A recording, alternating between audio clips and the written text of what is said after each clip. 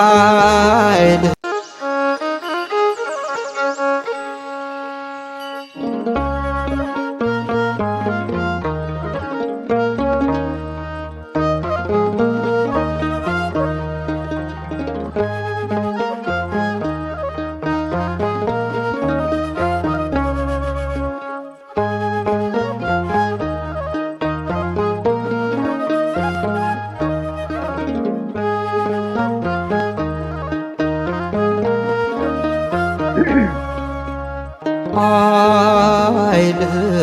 ሲገለጽ በሰማይ ኃይልህ ሲገለጽ በሰማይ አቤት ማን ይቆም ይሆን ከፊት ማን ይቆም ይሆን ማን ይቆም ይሆን ከፊት ማን ይቆም ይሆን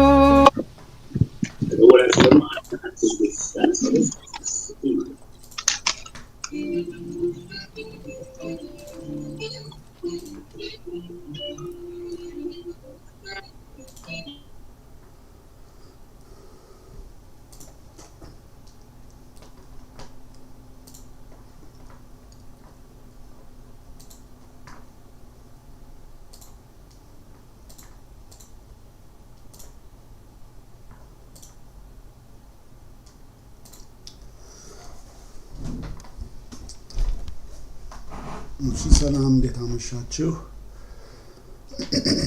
እግዚአብሔር ይመስገን። እንኳን ወደ 36ኛው ቀን ጉባኤ በሰላም መጣችሁ።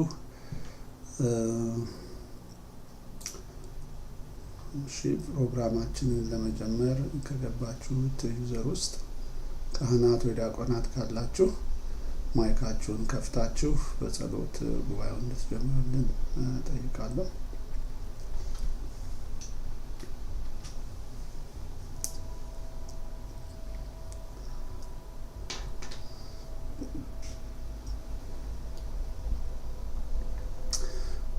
እሺ ያለው ማለት ነው። እንደተለመደው ከዚህ ጋር እንጀምር። ራሳችንን አዘጋጅ።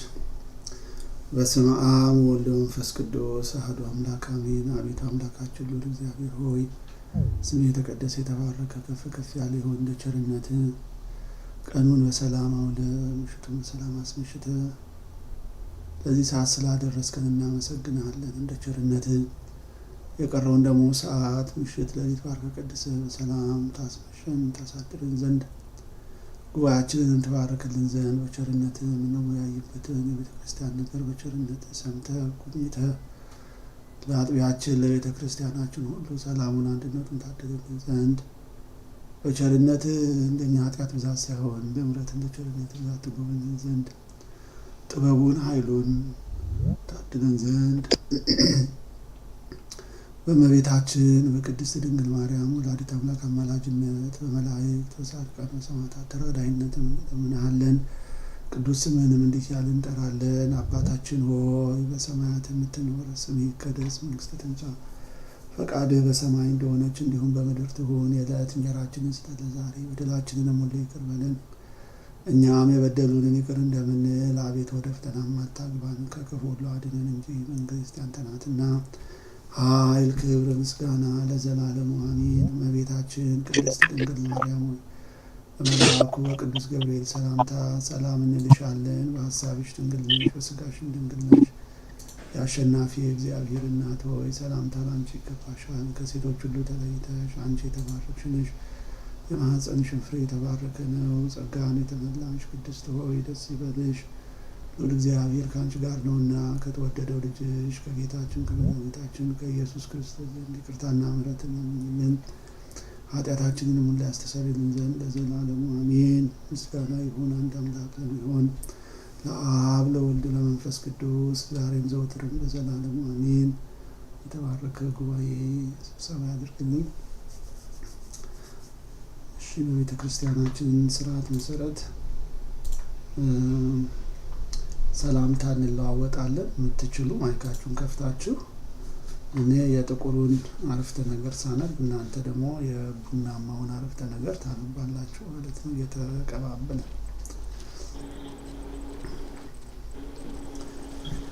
ክርስቶስ ተንሥአ እሙታን በአብይ ኃይል በአብይ ኃይል ወሥልጣን ወሥልጣን አሰሮ ለሰይጣን አግዓዞ አግዓዞ ለአዳም ለአዳም ሰላም እምሰሰ እምይእዜሰ ኮነ።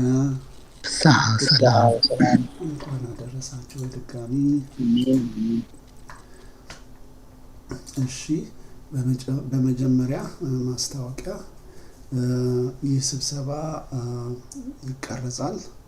ተቀርጾም ለአገልጋዮች ለምእመናን ሁሉ በታሪካዊ ሰነድነት ሁሉም አንድ አይነት መረጃ እንዲያገኝ ይቀረጻል እና ሼርም ይደረጋል በዩቱብ ላይ። ስለሆነም በዚህ ላይ የሚደረገው ስብሰባ ላይ መቀረጽ የማትፈልጉ ሰዎች ያው ፈቃዳችሁ ሆኖ መቆየት ትችላላችሁ።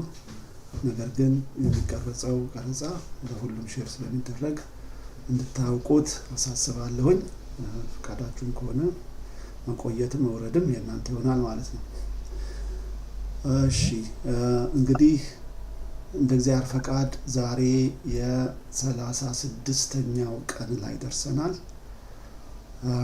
በቤተ ክርስቲያን ዙሪያ የምንወያይበት ቀን ማለት ነው። ምናልባት አዲስ ለመጣችሁ ከዚህ በፊት የነበሩትን የተቀረጹትን ሰነዶች ቪዲዮዎች ማየት ከፈለጋችሁ በዩቲዩብ ላይ ተጭነዋል። በቻቱ ላይ አንድ ሁለቱን ሊንኮች አስቀምጨዋለሁኝ። አሁን ተመልከቱት እና እዛ ቻናል ላይ ስትገቡ የሁሉንም ቀናት ታገኛላችሁ ማለት ነው። እንዲሁም እንዴት እንደተጀመረ ማወቅ የምትፈልጉ ከሆነ ከ1 እስከ 10 ባለው የቪዲዮዎቹ ቀናቶች ላይ ስብሰባዎች ላይ ብታዩት የመጀመሪያዎቹ ደቂቃዎች ላይ ተገልጿል። እሱን ተመልከቱ። በተረፈ ሰነዶችን ተያያዥ የሆኑ ሰነዶች ሼር ሲደረጉ የነበሩትን ደግሞ ፒዲኤፎች፣ ቃለ ዓዋዲ፣ መተዳደሪያ ደንብ እና ሌሎችም ፋይሎችን አሁንም እንደዚሁ ቻቱ ላይ ፔስት ያደረኩትኝ ሊንክ አለ፣ የጉግል ፎልደር። እሱ ላይ ገብታችሁ ሰነዶችን ማግኘት ትችላላችሁ። እንግዲህ ጉዳዩን በአጭሩ ለመግለጽ ለአዲስ ለገቡ ይህ መድረክ ለካህናት፣ ለዲያቆናት፣ ለጠቅላላ የኢትዮጵያ ኦርቶዶክስ ተዋሕዶ ቤተክርስቲያን ምእመናን እና የሰንበት ተማሪዎች ሁሉ ክፍት የሆነ መድረክ ነው። ጉዳዩ በደብረ ምሕረት ቅዱስ ሚካኤል ካቴድራል ዋሽንግተን ዲሲ በሚገኘው የውስጥ ጉዳይ የቤተ ክርስቲያን አባላት የሆንን ምእመናን ተሰብስበን በቤተ ክርስቲያናችን ውስጥ እንዳንወያይ በሰበካ ጉባኤው በተሰጠ አስተዳደራዊ ውሳኔ መሰረት ይሄ መድረክ እንዲከፈት ሆኗል። አንድም በቤተ ክርስቲያናችን ውስጥ በተከሰተ ምርጫን እና የሰበካ ጉባኤ ምርጫን ተያይዞ በተከሰተ ችግር የተነሱ አለመግባባቶችን ተከትሎ የፍርድ ቤትም ጉዳይ ተከፍቷል፣ የክስ እንዲሁም ደግሞ ችግሮችን ለመፍታት ተብሎ ደግሞ አዲስ መተዳደሪያ ደንብ ካላለፈ በሚል ማርች 23 2025 በተደረገ አስቸኳይ ስብሰባ ላይ በቀረበ አጀንዳ ድምፅ እንዲሰጥበት የተዘጋጀን የመተዳደሪያ ደንብ አስመልክቶ ስንወያይበት ለብዙዎቻችን አደናጋሪ የሆነ ለቤተ ክርስቲያን የማይመጥን የመተዳደሪያ ደንብ ቃለ ዓዋዲውን የሚቃረን መተዳደሪያ ደንብ ሊጸድቅ በመዘጋጀቱ ለመወያየት ደግሞ እድል ስላላገኘን ይሄ መድረክ ተከፍቶ እንግዲህ ላለፉት 34 ቀናት ስንወያይ ነበር። መተዳደሪያ ደንቡ እንግዲህ ባለፈው 2 ሳምንት ውስጥ ከአውደ ምሕረት የተላለፈ የሰበካ ጉባኤ መልእክት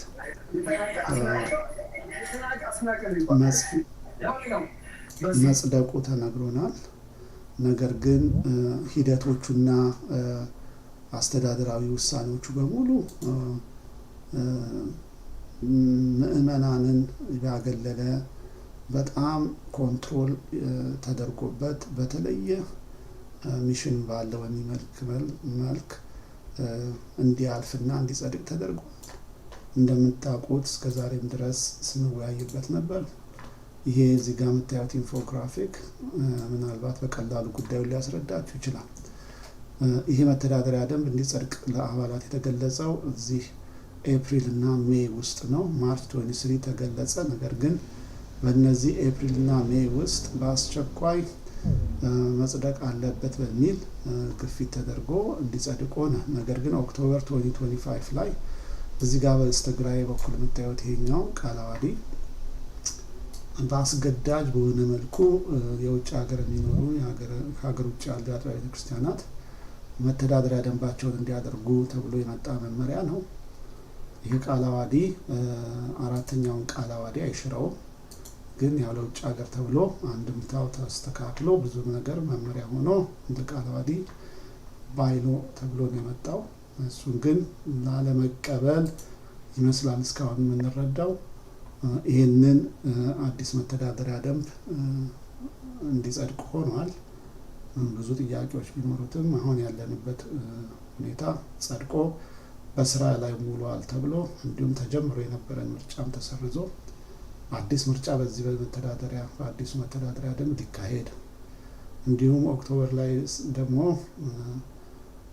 ከሰበካ ጉባኤ በተረዳነው መሰረት የአጥቢያ ዲሲና አካባቢ የሚገኙ አጥቢያ ቤተክርስቲያናት ኃላፊዎችና ካህናት ተሰብስበው ቃለ ዓዋዲውን አይተው ይህንን ቃለ ዓዋዲ አይተው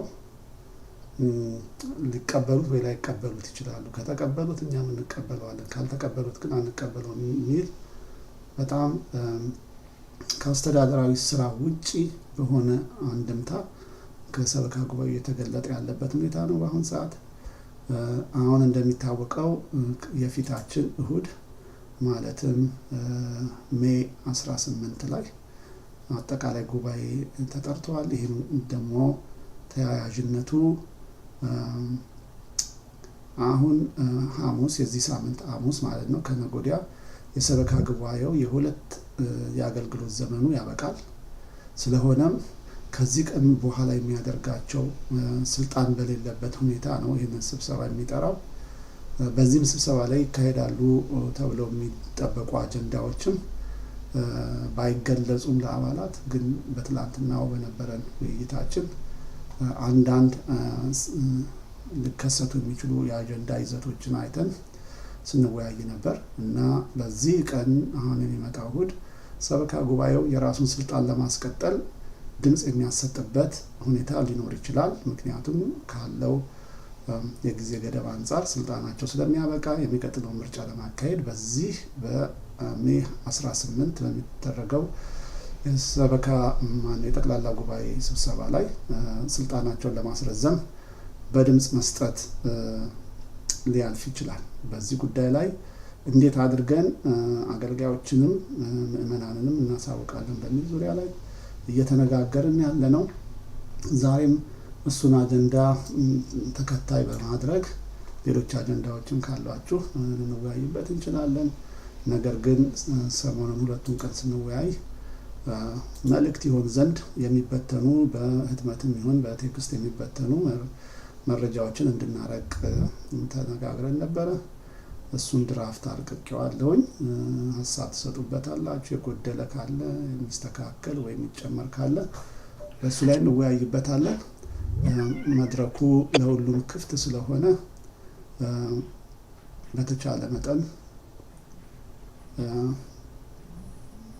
አጠር ባለ ሁኔታ ለሁሉም እንዲደርስ መድረኩን ማይካችሁን እየከፈታችሁ ትጠቀማላችሁ ማለት ነው።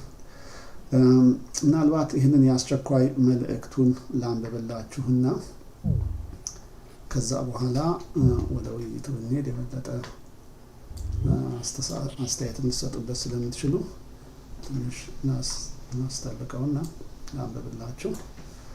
አስቸኳይ መልእክት ይላል። ለደብረ ምሕረት ቅዱስ ሚካኤል ካቴድራል አገልጋዮችና ምእመናን በሙሉ አንደኛ የሰበካ ጉባኤው የሁለት የአገልግሎት ዘመን 8 ዓመታት ጊዜ በዚህ ሳምንት ሐሙስ ሜይ 15 2025 ያበቃል። ስለሆነም እሁድ ሜይ 18 2025 የሚደረገው ጠቅላላ የአባላት ስብሰባ ላይ ስልጣናቸውን ለማስረዘም ድምጽ እንዲሰጥ የሚያደርጉበት ሊሆን ስለሚችል ስልጣናቸውን ከማስረዘም ይልቅ የአደራ ሰበካ ጉባኤ እንዲመረጥ በማድረግ ብቻ የቤተክርስቲያናችንን ሰላም እንዲመለስ ይተባበሩ።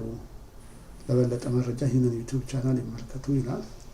ሁለተኛው ሰበካ ጉባኤው ከሲኖዶስ ተወስኖ የመጣን የቤተክርስቲያን መተዳደሪያ ደንብ ሰነድ ቃለ ዓዋዲ ከሌሎች ከአጥቢያ ከአጥቢያችን ውጭ ከሆኑ ካህናት ጋር ተሰብስቦ ከአስተዳደሩ የስራ አሰራር ውጭ በሆነ ሂደት በአድማ በሚመስል መልኩ ቃለ ዓዋዲውን ላለመቀበል እና በስራ ላይ እንዳይውል እየሰራ ይገኛል። ስለሆነም ቤተክርስቲያናችን በኦክቶበር 1 2025 ከኦርቶዶክስ ቤተክርስቲያን ህብረት ሊገለል ይችላል። ስለሆነም አሁን ያለው ሰበካ ጉባኤ በአደራ የሰበካ ጉባኤ እንዲተካ በማድረግ ቤተክርስቲያኑን ከመናፍቃን ተርታ እንዳይመደብ ይከላከሉ። ለበለጠ መረጃ ይህንን ዩቲዩብ ቻናል ይመልከቱ ይላል።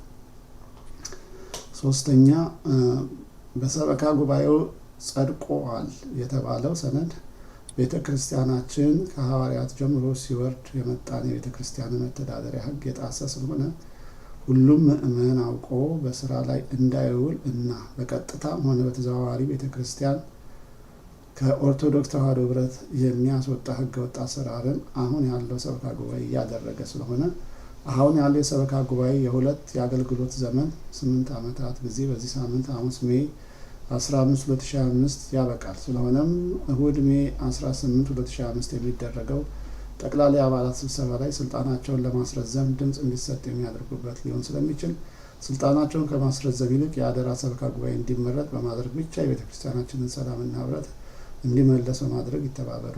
ለበለጠ መረጃ ይህንን ዩቲዩብ ቻናል ይመልከቱ ይላል። ይሄኛው ነው መልእክቱ። ይህንን በቴክስትም በህትመትም ማስተላለፍ የምንችልበትን መንገድ መፍጠር አንደኛው መንገድ ሆኖ የተወያየንበት ነው። እንግዲህ በእናንተ በኩል ያለ አስተያየት ተጨማሪ መረጃ ካለ መድረኩ ለሁላችሁም ክፍት ነው። ለሁሉም አገልጋዮች፣ ዲያቆናት፣ ጠቅላላ የኦርቶዶክስ ተዋሕዶ ቤተክርስቲያን ከየትኛውም አጥቢያ የመጣችሁ ካላችሁ ለእናንተም ክፍት ነው። እንዲሁም ለሰበካ ጉባኤ አባላት በሙሉ ይህ መድረክ ክፍት ነው። መልእክታቸውን ሊያስተካክሉ፣ ሊያርሙ፣ ሊገስጹ የሚችሉበት መድረክ ነው። ሁላችንም ጨዋነት በተሞላው መልክ አባቶች፣ እናቶች፣ ወንድሞች፣ ሴቶችን ሳናንጓጥጥ በተቻለ ጨዋነት በተሞላው ክርስቲያናዊ አንደበት ነገሮችን እንድንነጋገር በአጽንኦት ለመጠየቅ እወዳለሁ። እግዚአብሔር ይስጥልኝ። መድረኩ የእናንተ ነው። ማይካችሁን በመክፈት ደቂቃው መጠቀም ትችላላችሁ። ከእኔ በኩል በሴኩሪቲ ምክንያት አንሚዩት ሪኩዌስት ብቻ ነው ማድረግ የምችለው። እግዚአብሔር ይስጥልኝ።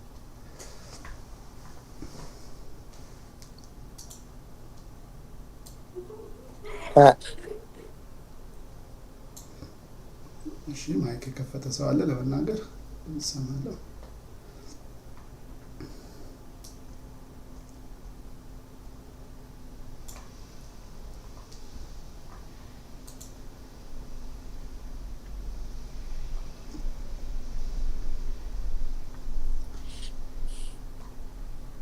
እንግዲህ እንደምታውቁት የአየሩ ጸጥ እንዳይል ነው። እንደፈለጋችሁ አቋርጣችሁ መግባት ትችላላችሁ። አስደሳች እዚህ ጋር አንድ ሀሳብ አለ። እሺ፣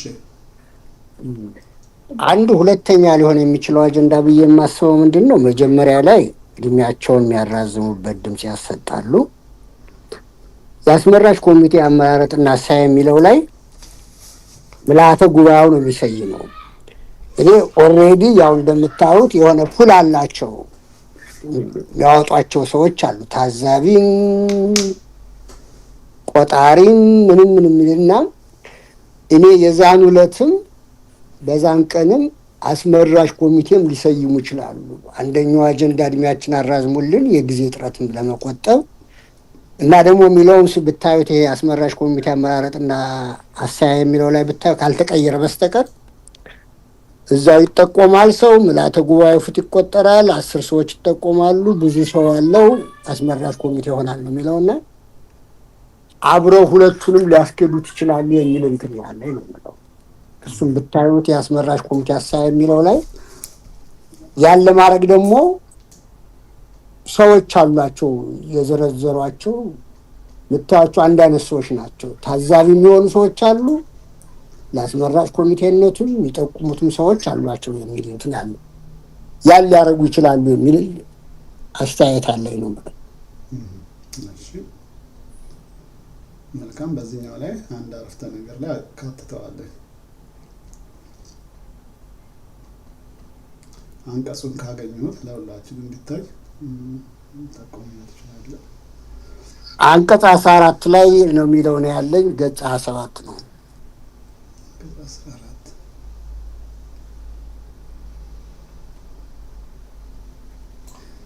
የአስመራጭ ኮሚቴ እዚህ ጋር ነው የሚለው።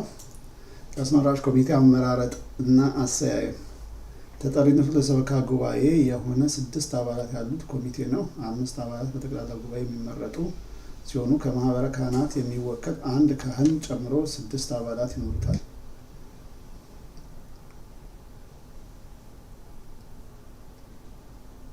ለዚህ ኮሚቴ አባልነት ለመመረጥ የሚችሉ የአባልነት ግዴታቸውን ያሟሉ ናቸው። አስመራጭ ኮሚቴ በኃላፊነት ላይ ያሉት የሰበካ ጉባኤ አባላት የአገልግሎት ዘመን ከማለቁ ከ6 ወር በፊት ያቋቁማሉ።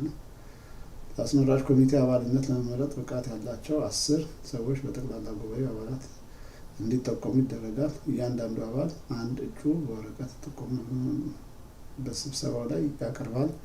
ተደጋጋሚ ጥቆማ ያላቸው እጩዎች ውስጥ ሰበካ ጉባኤው 10 አባላትን ለይቶ እጩዎችን በጉባኤው ላይ ያሳውቃል።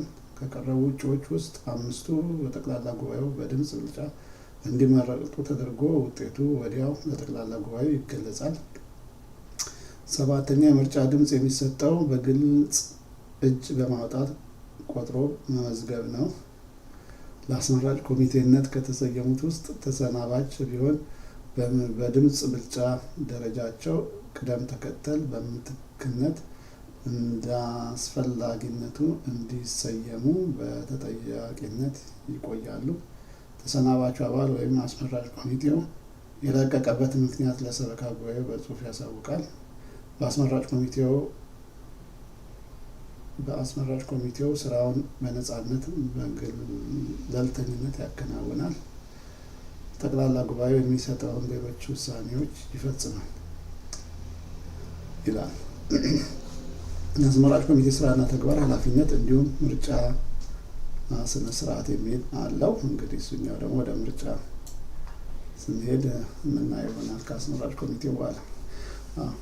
ይህ በብዙ መንገድ ጥያቄ ያለው አንቀጽ ነው የሚለው በአስመራጭ ኮሚቴው 9ኛው ላይ በአስመራጭ ኮሚቴው ስራውን በነጻነትና በገለልተኝነት ያከናውናል ይላል። በግልጽነት የለም፣ በገለልተኝነት ያከናውናል። በጠቅላላ ጉባኤ የሚሰጠውን ሌሎች ውሳኔዎች ይፈጽማል ይላል። ይሄ ጠቅላላ ጉባኤ ስንት ጊዜ ሊጠራ ይችላል አይታወቅም። ተጠሪነቱ ደግሞ ለሰበካ ጉባኤው ነው ይላል እዚህ ጋር።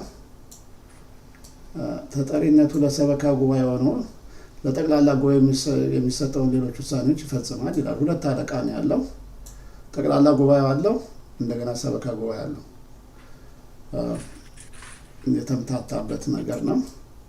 ስለዚህ በሁለቱ መሀል ግጭት ቢፈጠር አሁን የተከሰተው አይነት ግጭት ለምሳሌ አስመራጭ ኮሚቴው ሰበካ ጉባኤውን ሀሳብ ቢቃወም ወደ ጠቅላላ ጉባኤ እንዳይሄድ ሰበካ ጉባኤ ከለክሏል ማለት ነው። ተመሳሳይ ድራማ ልናይ እንችላለን ማለት ነው።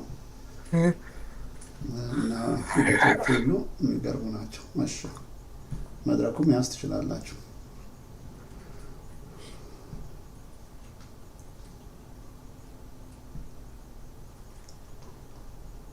የተከፈቱ ማይኮች ስለማይ ነው ለመናገር። ሎሬት እንዴት አመሻችሁ? አርስቱ ላይ ቅድም ያነበብከው መልእክት ላይ አባላትና ምዕመናን ብንል ምን ይመስላል? ምዕመናን ስላለን ይሄ ለምዕመናን ብቻ የተላለፈ ነው፣ አባላትን አይመለከትም የሚል አንድምታ ሊመጣ ስለሚችል ሁለቱም ቢሆን ምን ይመስላል?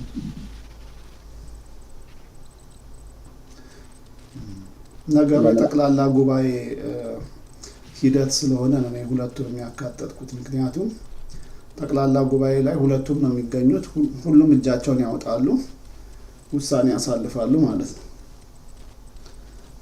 እርግጥ ምርጫው የሚሆነው ለአባላት ብቻ ነው። ግን ያው ለአባላትም ቢሆን ያው ከካህናት የሚወከል አንድ ሰው እንደሚገባ እዚህ አንቀጽ 1 ላይ ራሱ ይናገራል እና እንግዲህ ካህናትም ይህንን መልእክት ማወቅ አለባቸው። ስለዚህ አልደረሰንም ብለው ምናልባት ውክልና ቢሰጣቸው እንኳን ጉዳዩን በአጽንኦት ማየት እንዳለባቸው ለማሳሰብ በሚል ነው። እኔ መሰለኝ ምዕመናን በምንመጣበት ጊዜ ፓሪሽነርስ ያሉ አይደለም አገልግሎት ለመቀበል የሚመጡ በእርግጥ ከአባላት ባልተናነሰ ቤተክርስቲያንን የሚረዱ የሚደግፉ አሉ ምዕመናን ከምዕመናን ግን አባላት ወጥተው የቤተክርስቲያኑ ቋሚ አባላት ናቸውና መልእክቱ አባላትንም ሊደርሰው ጥሩ ነው። ማነው ምዕመናንም ቢያውቁት ይጠቅማል እና ሁለቱም ቢጻፍ ለማድረግ የፈለኩት ለዚህ ነው። ጥሩ ቢቀርም ምንም ማለት ነው። ጥሩ ሀሳብ ነው። እኔ በሌላኛው አንግል ነበር ያየሁት። ጥሩ ሀሳብ ነው። እሱ ማስተካከያ ያደርግበታል። አሁን ሌላው ደግሞ ይሄ መድረክ የኛ የተሳተፉት መድረክ አይደለም። የኛ መልእክት ሊተላለፍበት አይገባም። ነገር ግን አሁን በእሁዱ ስብሰባ ይሄ ምርጫውን ካላቆሙት በስተቀር የሚመጣው የህግ ሁኔታ በጣም አስከፊ መሆኑን እኔና ኃይሌ በተለየ በገጽበት እንዲደን ተፈቃደን ማለት ነው። እዚህ ላይ ለመግለጽ ስለማይቻል ያው እንግዲህ እስካሁን ድረስ ይህን መድረክ ተጠቅማችሁ ስትናገሩ እኛም በመደገፍም ሁለቱንም ሰበካ ጉባኤውንም እናንተንም ስንጠቀም ስንሰማ ቆይተናል። ሰበካ ጉባኤ አባላትም ካሉ የሚፈልጉትን ሀሳብ በዚህ ላይ መግለጽ ይችላሉ። እንደ አባል ደግሞ ማናችንም ብንሆን ወደሚመስለን አቅጣጫ መደገፍም ተውም እንዲህ ይደረግም ብለን በነጻነት የምንገልጽበት መድረክ ነው። እሺ ጥሩ። ያቅር አድምተኞቹን ቅር ካላሰኘው ብዬ ነው እንጂ እንግዳው እዚህ መልእክቱ ላይ አንድ ሴንቴንስ ወይንም እንደዚህ ቢጨመርበት ሁኔታው የሚያስከፋ መሆኑን እንዲያውቀው እንዳይጸጸት በኋላ ቤተክርስቲያኑ አንድ ችግር ቢመጣበት ይሄ በኢንቨስቲጌሽን በምን ግለሰቦችም ቢሆኑ ቤተክርስቲያኑም ቢሆኑ በኢንቨስቲጌሽን ችግር ሊገጥመው ይችላል። ላልተወሰነ ጊዜ ለምሳሌ ፐርሚቲንግ ብናይ ካፓሲቲው 250 ነው። ነገር ግን እነሱ 524 አባላት አለን ብለው አረጋግጠዋል። ይሄ የዲሲን ህግ ይጥሳል። ቤተክርስቲያኑ ደግሞ ይሄንን ሁሉ ሰው አደጋ ላይ ጥሎ ነው የሚሰበስበው ማለት ነው። ምክንያቱም ትክክለኛው የፋየር ሴፍቲ ሲስተም የለውም እና ያ ኢንቨስቲጌሽን በሚመጣበት ጊዜ ኢንቨስቲጌተሩ መጥቶ ላይሰንስ አላችሁ ወይ ብሎ ነው የሚጠይቀው። አዎ አለን። እስቲ አምጡ ሲል 250 ነው የሚያሳዩት። አባሎቻችሁ ስንት ናቸው? 524 እንዴት ሊሆን ይችላል ብሎ አሁን የቤተክርስቲያኑን ስትራክቸር ማለት ሴፍቲ እንትን ሁሉ ዲዛይኑን ምናምን ሁሉ አምጡ ሊላቸው ይችላል። ቤቱ ደግሞ ይሄንን የለውም። እንግዲያው ዲዛይኑን እስከምታስተካክሉ ድረስ ቤተክርስቲያኑ አገልግሎት አይሰጥም ሊል ይችላል። እና ይሄ ቢመጣ ከሳሾች እናንተ ናችሁ ያልተባችሁት እንዳይሉ አሁኑኑ አውቀው ይሄንን ዝም ብሎ እንዳልተገራ የሚሄደውን ቦርድ አንድ ቢሉት የሚሻል ይመስለኛል። ለዚህ የኔ ስጋት ከዚህም የበለጠ ማናስበው ማናውቀው ሁኔታ ሊያጋጥመው ይችላል። ቤተክርስቲያን ጨርሻለሁ። እንደ አራተኛ ነጥብ እንግዲህ ክስን ተመልክቶ የሚመጣ ችግሮችን በቤተክርስቲያኑ ላይ ጉዳት እንዳያደርሱ አባላት የሚያውቀው ጉዳዩን በአጽንኦት እንዲያዩት አንድ አይነት መልእክት ይገባል። የሰበካ ጉባኤ አባላትን ካላችሁ ምናልባት በእነዚህ በቀረቡት ጉዳዮች ላይ የተለየ ተቃውሞ ወይ ይሄኛው ትክክል አይደለም ይሄ አይሄድ ብላችሁ የምትሉት ነገር ካለ ልንጨምር፣ ልንቀንስ፣ ልንወያይበት እንችላለን። ጉዳዩ ያው አባላት እንዲያውቁት ለማድረግ ብቻ ስለሆነ እየተሰራ ያለው። ሌላ እጅ ያወጣ አንድ ዩዘር ያለው ስም የለው አንሚዩት ሪኩዌስት አድርጋለሁ። መድረኩን መጠቀም ይቻላል።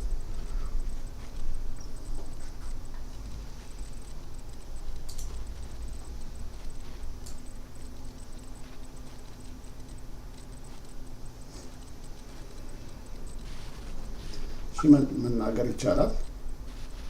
ማይክ ተከፍቶ አይቻልም። ሰማለሁ። ይሰማል። ሰላም ትዕግስት ነኝ።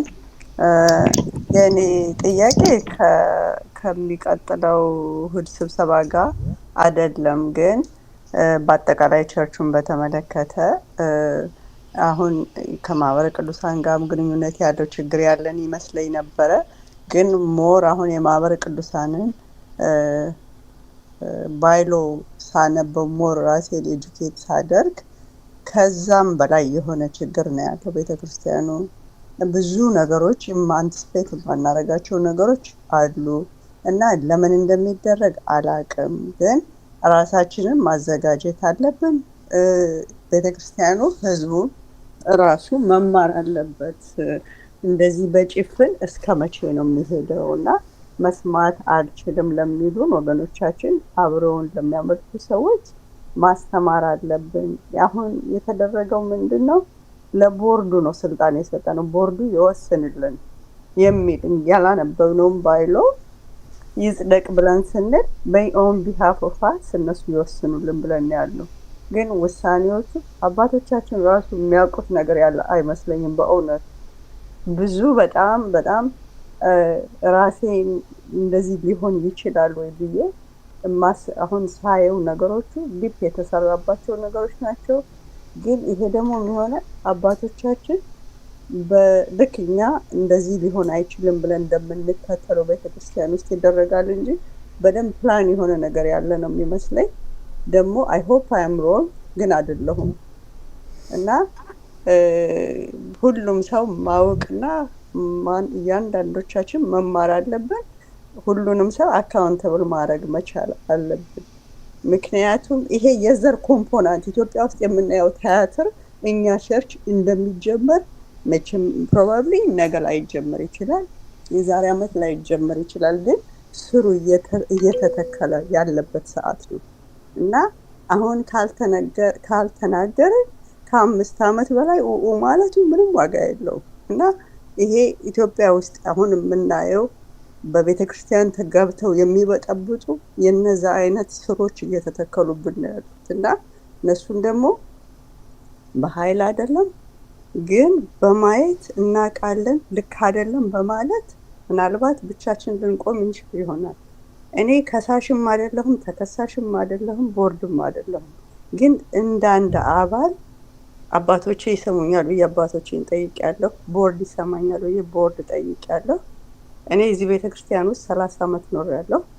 አልከፈልኩም። ስላልከፈልኩ ግን ትናንትና 30 ብር የሚከፍል ሰው ከኔ የበለጠ ራይት አለው ተብሎ ዛሬ ቤተክርስቲያኑን ሲያሽከረክረው እናያለን። እና ይሄ ምንድን ነው? እኔ በአጠቃላይ ከመጀመሪያው ሜምበርሺፕም የለም መከፈልም የለበት ብዬ የማምን ሰው ነኝ። ይሄንን ደግሞ ተከራክሬበታለሁ። ምክንያቱም የእግዚአብሔር ቤት ገንዘብ ላለው ሰው ሳይሆን ለማንም ሰው ክፍት መሆን አለበት ብዬ ነው የማምነው። 10 ብር በወር መክፈል የማይችልም ሰው የእግዚአብሔር ቤት ክፍት መሆን አለበት ብዬ ነው የማስበው። እና ያንን በብዙ መንገድ ሞክሬያለሁ። ባለፈውን ቦርድ መክፈል አለብን ብዙ ቤተክርስቲያኖች ያደርጉታል ተብሎ የተወሰነ ነገር ነው። ግን ያየሁት ነገር ደግሞ ምንድን ነው? ሜምበርሺፕ ከተከፈተ ጀምሮ ድሮ ነበር ቤተክርስቲያናችን ብዙ ብር የሚሰራው ሰው በፍቃዱ። እኔ ለእግዚአብሔር ቤት ተጠይቄ ሳይሆን በፍላጎት ስሰጥ ሞር እሰጣለሁ እና ያ ሁሉ ትክክል ነው ብዬ አላምንም። ግን ማጆሪቲ ሩል ነው ያለው። ማጆሪቲ የሚያደርገውን ነው የምናደርገው። በቮት ነው የሚደረገው። አሁን ግን በጨለማ ሁሉን ነገር እናሳልፈዋለን። እኛ የምንፈልገው ፕላን አለ። እሱን ሰብትል በሆነ መንገድ እያስኬድን ነው ያለ ነው የሚሉን አባቶቹን። እኔ ማናቸውንም አባቶች ሪስፖንስብል አላደርጋቸውም። ምክንያቱም ይሄ የሚደረገው ነገር በሲሳይ መሪነት አይም ሶሪ ሲሳይ ያለህ እንደምትሰማኝ አውቃለሁ። አጀንዳ ማህበረ ቅዱሳንም አይደለም ግን አጀንዳ አለ። ለአጀንዳ አትመለስም። እቺን ቤተክርስቲያን ሰርተህባታል እና እባክህ ይሄ ቤተክርስቲያን ለህዝብ ሆኖ እንዲኖር ነው የምንፈልገው። እኛ ምንም አጀንዳ የለንም። ነገ ሁላችንም ወጣቱ መረከብ አለበት። እናውቃለን። በመልካም መንገድ ተረከቡን። እቺ ቤተክርስቲያን ለማህበረ ቅዱሳንም ለመዘምራንም ለድሃውም ለሀብታሙም ለአዲሱም ለአሮጌውም አንድ ሆና እንድትኖር ነው የምንፈልገው። ማንም ሰው ቦርድ መመረጥ አንፈልግም። ቀላል ስራ እንዳልሆነ እናውቀዋለን። ይሄ የስልጣን ጥያቄም አይደለም። ግን ትክክለኛና ውሸት መቅደሱ ላይ ውሸት ሲነገር እየሰማን መቋቋም አቃተን። እዚህ ስብሰባ ላይ ባለፈው የተነገረው መዘምራኖች ገንዘብ ካስገቡ ልክ እንደ ማንኛውም ገንዘብ መግባት አለበት እንጂ የኛ ገንዘብ አለ ብለው በሪሲት መውጣት የለበትም ባይለው ልክ አይደለም ነው እንጂ የተባለው። መዘምራን ገንዘብ ይወስዳሉ ተባሉ ብሎ መቅደስ ላይ መናገር ውሸት ነው። መዘምራን ዕውቀት የላቸውም አልተባለም።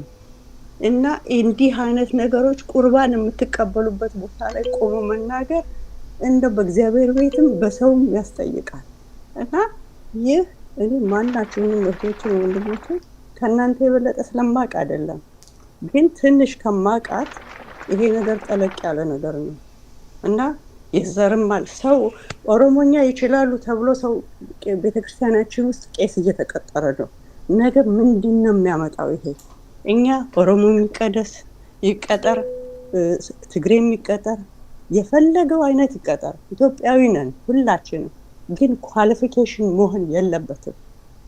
የቤተክርስቲያን የራሷ ቋንቋ አላት፣ ያደግንበት የኖርንበት። እና እባካችሁም ይሄን ነገር ቀላል አድርጋችሁ አትዩት። ይሄ የፈሳሽ ፕላትፎርም አይደለም። እኔ ባለፈውም ተናግሬያለሁ። አስፈሳሽ መልክህ ምን አይነት ሰው እንኳን እንደሆንኩ አላውቅም፣ ግን ስለ ቤተክርስቲያን የሚያወራኝ ሰው ካገኘው ከማንም ሰው ጋር ለመነጋገር ዲቤት ለማድረግ የራሴን ሰውም ለማዳመጥ ሬዲ ነኝ። አይ ሆፕ ብዙ ሰው እንደዛ ይሆናል ብዬ አስባለሁ። እግዚአብሔር ይስጣችሁ። አመሰግናለሁ። እሺ ታችን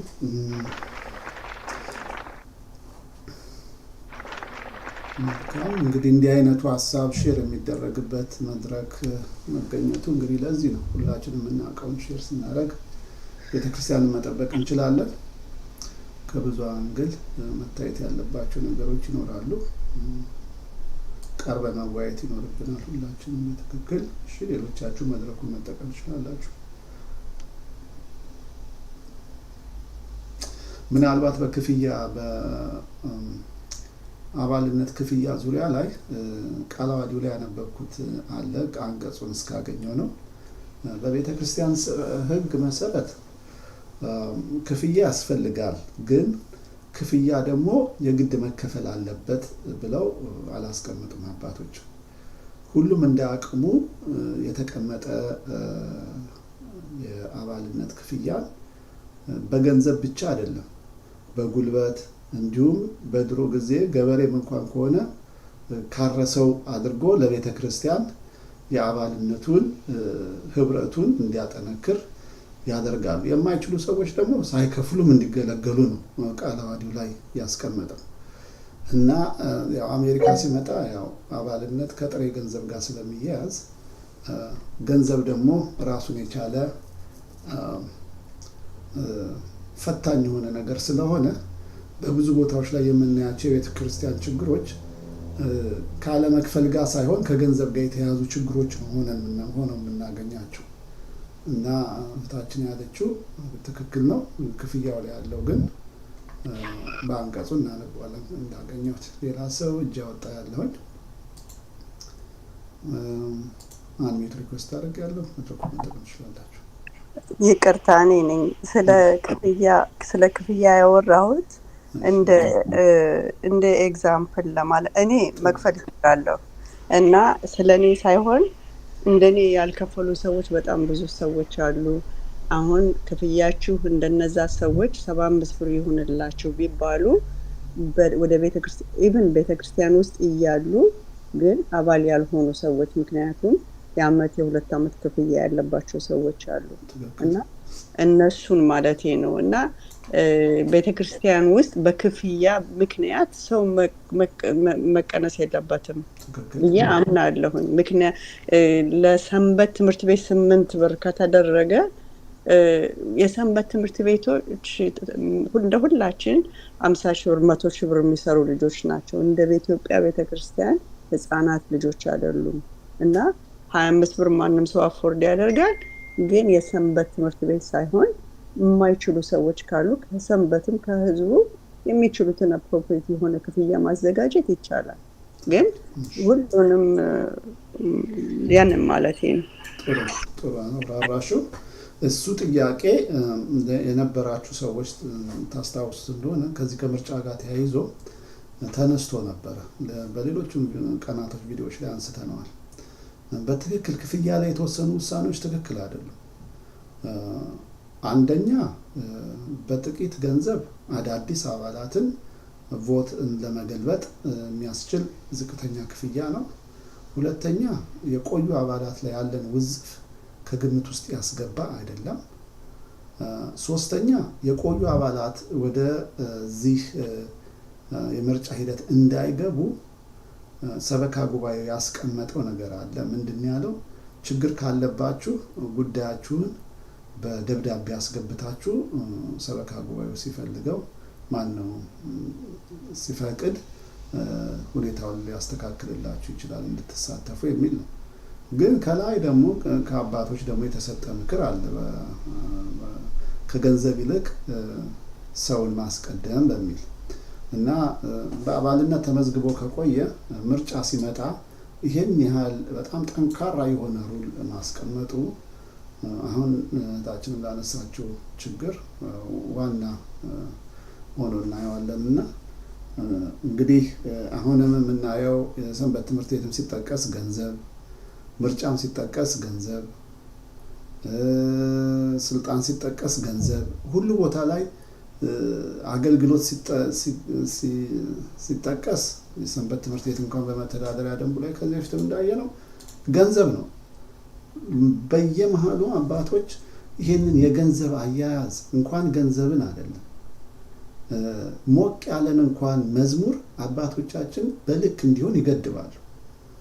አሁን ልክ የሆነን የገንዘብ ሂደት ያውም ደግሞ ዓለሙ በገንዘብ የሚነዳበት ዘመን ላይ ይሄን ያህል ገንዘብን ሰንበት ትምህርት ቤት ውስጥ በአገልግሎት መልኩ ማስገባት ትልቅ ፈተና ነው የሚያመጣው በቤተ ክርስቲያን ዙሪያ እና ያው የገንዘብ ጉዳይ በተለየ ሁኔታ መታየት አለበት በቤተ ክርስቲያን አጸድ ውስጥ።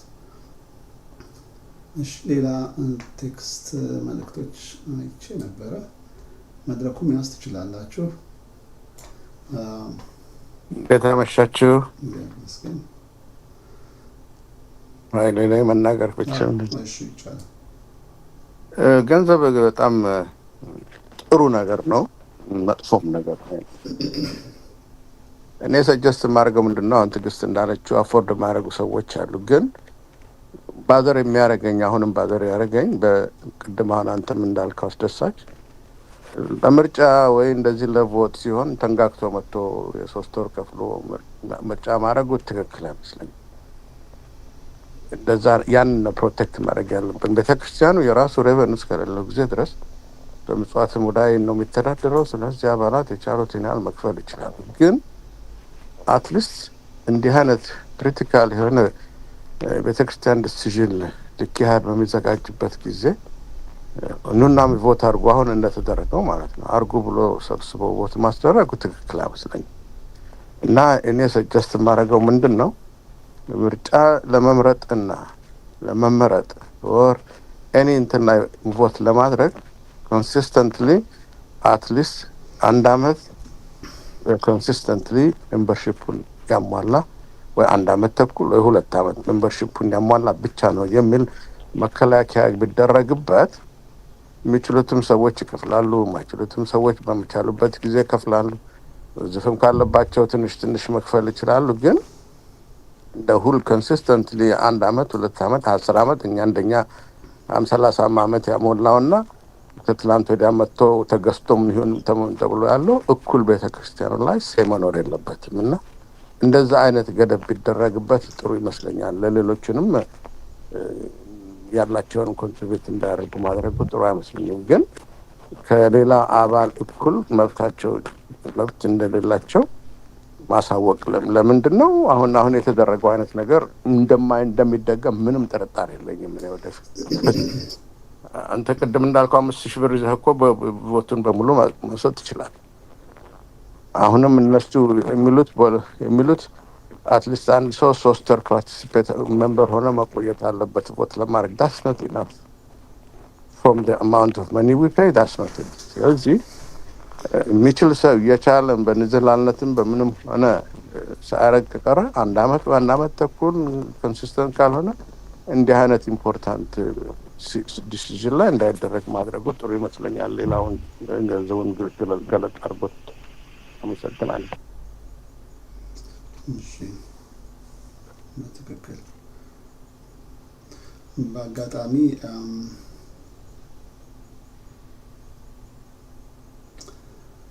ስለ አገልግሎት የሰበካ ቤተክርስቲያን የምዕመናን መብትና ግዴታ ላይ ቃለ ዓዋዲው የሚለውን አንቀጽ አግኝቼዋለሁ።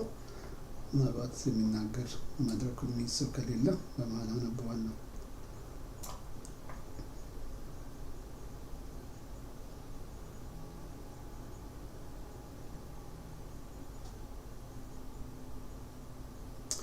እሺ፣ እዚህ ጋር አንቀጽ 61 ላይ የሰበካ ቤተክርስቲያን የምዕመናን መብትና ግዴታ የሚለው ላይ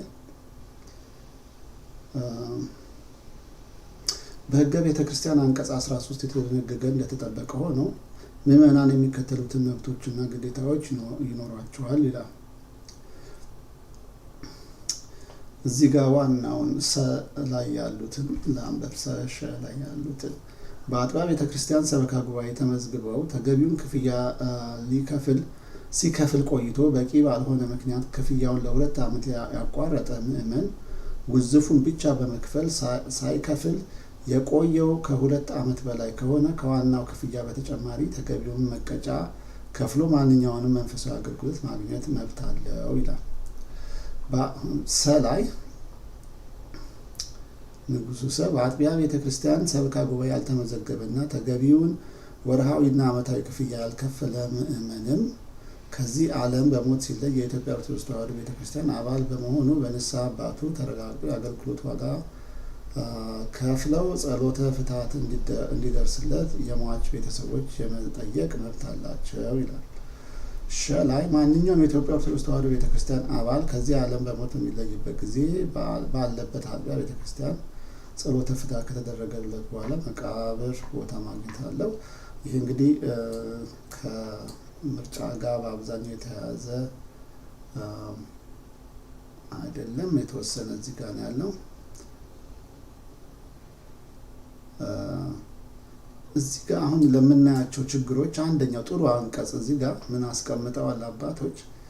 አንድ ምዕመን ከሚኖርበት አጥቢያ ቤተክርስቲያን በልዩ ልዩ ምክንያት ወደ ሌላ አጥቢያ ቤተክርስቲያን ሲዛወር ቀድሞ ከነበረበት ሰበካ ጉባኤ የተቀበለውን የአባልነት መታወቂያ ካስረከበ በኋላ የመሸኛ ደብዳቤ መቀበልና በተዛወረበት ሰበካ መንፈሳዊ ጉባኤ በወቅቱ አቅርቦ መመዝገብ ይኖርበታል ይላል። አንድ ምዕመን በሰበካ ቤተክርስቲያን የሰበካ መንፈሳዊ ጉባኤ አባላትን የመምረጥ መብት እንዳለ ሁሉ የመመረጥም የማገልገልም ግዴታም አለበት ይላል። ይሄ እንግዲህ በተወሰነ መልኩ በብዛት እንግዲህ በምርጫ ወቅት እንኳን የታዘብኳቸው የአንድ 2-3 ሰዎች አይቻለሁ። ሌሎቻችሁ እንድታዩ ትችላላችሁ። ለምርጫ ብቻ ብለው እንደመጡ የሚያስታውቀው ከቅዳሴ ሰዓት በኋላ እየተመሩ ነው። ሲጠይቁ ምርጫ የሚካሄድበት አዳራሹን እንኳን አያውቁትም እና ተጠቁመው እየተመሩ ወደ አዳራሽ ሲሄዱ አይቻልም። እነዛን ሰዎች እኔ እንግዲህ ስመጣ አይቻቸውም አላውቅም። ለብዙ ጊዜ ለእኔ አዲሶች ናቸው፣ ለብዙ ጊዜ ሳይሆን አዲሶች ናቸው እና መንገዱን እንኳን አያውቁትም። ቤት በኩል መግቢያና መውጫው አዳራሹ የት ጋር እንደሆነ አያውቁትም። ግን ለምርጫ በጥቆማ ወደ አዳራሹ ሲገቡ አይቻልም። ይሄ የሚያሳየው አሁን እዚህ አንቀጽ ንዑስ አንቀጽ መ ላይ የተቀመጠው ሁሉ አጥቢያ ቤተክርስቲያን እያንዳንዱን አባል መዝግቦ የአጥቢያውን ቦታ የሚያውቅበት አንድ ሲስተም መኖር አለበት። አባቶች በወረቀት ይህንን አስተዳድረዋል።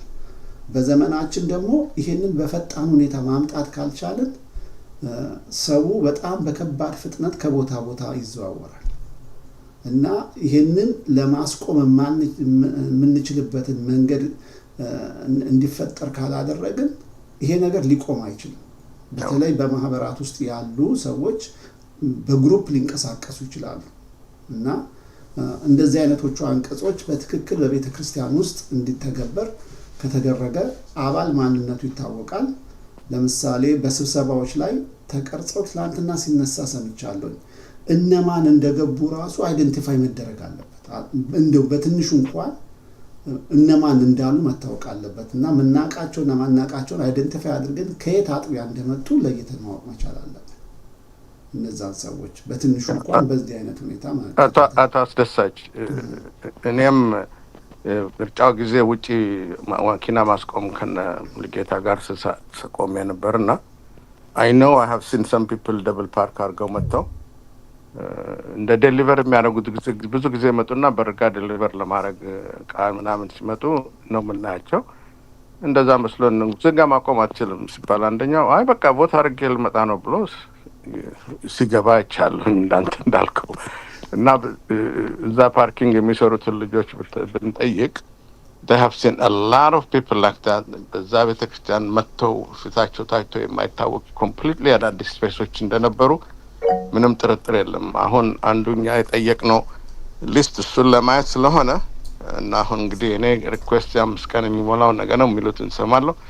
ያንን ሊስት አውጥተን እንዴት አይነት የውሸት በጣም every time I say ውሸት በጣም hurt የሚያደርገኝ ወዳጆች እንዲህ አይነት ነገር እንደያረጉ still call people እና እንትን ያሩ last week ሁሉ ሰው ደወለልኝ ሲሉ ነበር የሰማሁትና በጣም I don't know ምን አይነት ነገር ቢያገኛቸው ነው እንደው ምን ቢጸናወታቸው ነው እንደዚህ ውሸትን ተመርኩዘው ያደርጉት እያልኩ በጣም አስባለሁ።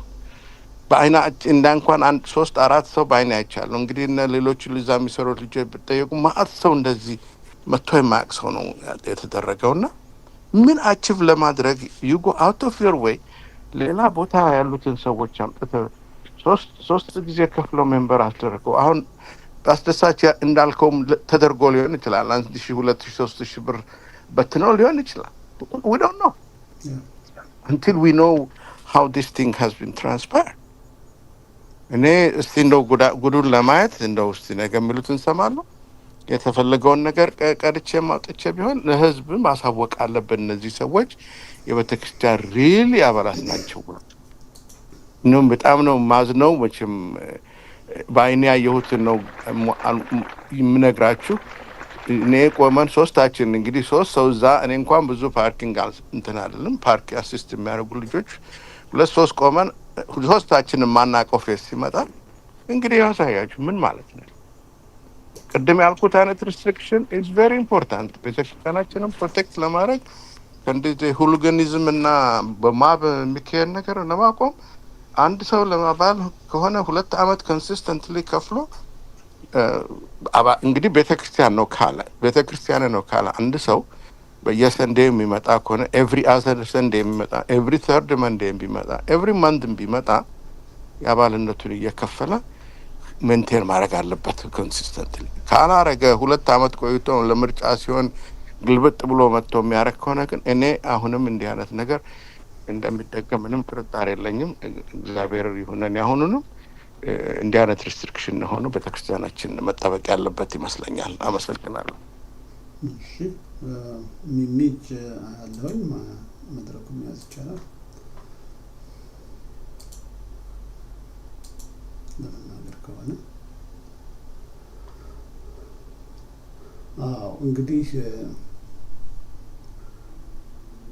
ይሄ የአባላት ጉዳይ ቤተ ክርስቲያንንም አባቶችንም ሲያሳስባቸው በስርዓትም ደግሞ ያው ምእመን ከዚህ በፊት መምህርም ሲያስተምር ሰምታችሁ ከሆነ ቤተ ክርስቲያን ልጆቿን ቆጥራ ሰንዳ ማወቅና መለየት መቻል አለባትና ሁሉ ሕግ ላይ ደግሞ ሲታይ እያንዳንዱ አጥቢያ የራሱ የሆነ የመቆጣጠሪያ ሲስተም እንዲኖረው አባላቶቹን በትክክል ማወቅ መቻል አለበት የሚል ነገሮች እናያለን። እንግዲህ ይህንን ሁኔታ በተለየ ዘመናዊ በሆነ መንገድ ማቅረብ ይቻላል። እያንዳንዱ አባል ምእመን ወደፊት ይህንን አይነቱን ቱል ተጠቅሞ አባላትን አይደንቲፋይ ማድረግ የምንችልበት መናፍቅም ሲመጣ በአሁን ሰዓት ማየት አንችልም። የምንፍቅናን እንቅስቃሴ እንኳን ለይተን ማውጣት አንችልም እና አንዳንድ ለየት ያሉ እንቅስቃሴዎችን በፒክቸር በተደገፈ ማን የት ገባ የሚለውን ነገር የአስመራጭ ኮሚቴው ራሱ ስናወራ አንስተ ነው። እንዲሁም በዛ ደረጃ የተዘጋጀው አፕሊኬሽን ነበረ ማንነትን ለይቶ የሚያሳይ እንዲሁም ገና ለስብሰባ እንኳን ሲገቡ የአባልነት ቁጥራቸውን ሲያስገቡ ፎቶአቸው እኩል ማች ካላደረገ ከዛ አጥቢያ እንዳልሆነ ይታወቃል እና የሚገቡትን ሰዎች ራሱ በቀላሉ አይደንቲፋይ ማድረግ መቻል አለብን በሚል ለሰበካ ጉባኤውን ፕሬዘንቴሽን አድርጌያለሁኝ። ለአስመራጩ ኮሚቴ ፕሬዘንቴሽን አድርጌያለሁ። የሚገርማችሁ እንዲሁም ለሰበካ ጉባኤ ፕሬዘንት ሳደርገው አፕሊኬሽኑን ለምን ሰራኸው ነው የተባልኩት። ያንን ስፔሲፊክ ፊቸር ለምን ሰራኸው? ዝም ብለህ አይዲዎቹን ብቻ እኮ ነው እንትን እንድታደርግ የተፈለገው ነው። እኔ ያጠፋሁትን ብዙ ሰዓቶች አጥፍቼ ሰርቼላችሁ ሳመጣ እንዲሁም በምስጋና ትቀበሉታላችሁ እንጂ ለምን ተሰራ፣ ለምን ፐርፐዝ ተሰራ በሚል አንድን እንግዲህ በቃለ ዓዋዲ ላይ እንኳን የተጻፈን አንቀጽ ለማስፈጸም የሚያስችልን ሶፍትዌር ላለመቀበል ደንግጦ እንደዛ አይነት ጥያቄ ሲጠይቁኝ እኔ ፊታቸውን ነበር ማየው እና ለምን ይሄ ጉዳይ ራሱ እንዳሳሰባቸው በሚል ማለት ነውና በጣም አንገብጋቢ የሆነ ነው፣ መመለስ አለበት። ሁሉ ጊዜ ይሄንን ሳንመልስ በመናልፍበት ጊዜ በየ3 አመቱና በየ6 አመቱ እየመጣ ያው ሰላማችን ይነሳል ማለት ነው፣ የህብረቱን ሰላም። እሺ መድረኩን ያስ ትችላላችሁ። በእኔ በኩል ይሄን ያህል ካልኩኝ ይበቃል። እጅ ወጣ ያለው በስህተት ከሆነ ችግር የለም።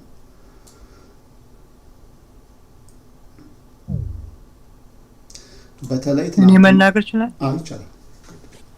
እኔ አይ ቲንክ ይሄ ነገር የቆየ ነገር ነው። ማናቃቸው ሰዎች ፊት ይገባል ምናምን ይባላል። ግን ይሄ ባለፈው ጊዜ ይሄ ነገር ችግሩ በተነሳበት ጊዜ የተነዛው አጀንዳ የተነሳው ፕሮፓጋንዳ ከቦርዱ በኩል ተነስተው ሁለት የሰንበት ትምህርት ቤት አባል የሆኑት ቦርድ ውስጥ ያሉት ሰብስበው ከአስመራጭ ኮሚቴው ከአንደኛው አባል ጋር ሆነው በተለይ ልጆች አላቸው ትምህርት ቤተክርስቲያናችን ውስጥ ወደ 300 ህፃናት ልጆች ይማራሉ ተብሎ ተነግሮናል። እና እኔ እንኳን ብዙ ጊዜ እንዲህ 300 ልጅ የት ነው ያለው? ይሄ ነገር ከፈንድሬዚንግ ጀምሮ ነው የሚነገረን እና በኋላ ስንሰማ ኦንላይን ሁሉ የሚማሩ ልጆች አሉ። እኛ ቤተክርስቲያን አባል ያልሆኑ ግን በቅዱስ ሚካኤል ቤተክርስቲያን ስም በቅዱስ ሚካኤል ቤተክርስቲያን አገልጋዮች ወይ ሰንበት ትምህርት ቤት ተማሪዎች ኢንቮልቭ ሆነው የሚያስተምሯቸው ልጆች።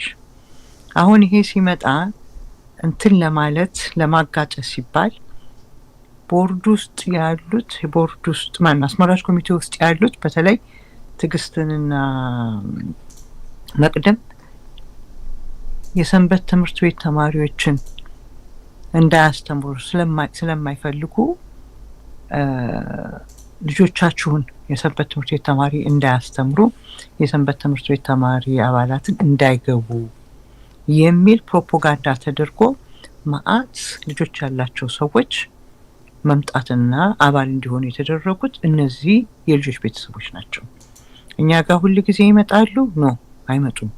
ግን አሁን ለሁለተኛ ጊዜ አስመራጭ ኮሚቴውን አውርዶ ቦርዱ ራሱ አስመራጭ ኮሚቴ ሆኖ ይቻላል አይቻልም የሚል ምርጫ ባደረገ ጊዜ የዛን ጊዜ ገብተን ስናየው የመጡት ሰዎች ልጆች ያላቸው ሰዎች እኛ አይተናቸው ማናውቀው እሱ ደግሞ ራሱ እንትኑ ሁሉ አለን የተላከበት ስማችን ሁሉ ተጽፎበት ለነዚህ ወላጆች የተላከ መረጃ አለን በእጃችን እና እነዚህ ሁሉ የመጡት ልጆች አላችሁ ልጆቻችሁን እንዳያስተምሩ ተደረጉ ስለተባሉ ስላልገባቸውም አሁን እኛ ሪች አውት ማድረግ አልቻልንም እነማን እንደሆኑ ለቤተሰቦቻቸው ሁሉ ሰው እንትን አላረግም አስመራጭ ኮሚቴ ውስጥ የዛን ጊዜ ስንደበደብ የነበር ሁለታችን ስለነበር ይሄን ሁሉ ለፋሚሊ ያሉትን እነማን እንደሆኑ እንኳን አናቃቸው ግን ቦርዱ በራሱ መንገድ የሚያቃቸው ስለነበር ይሄንን አናስቱ በእኛና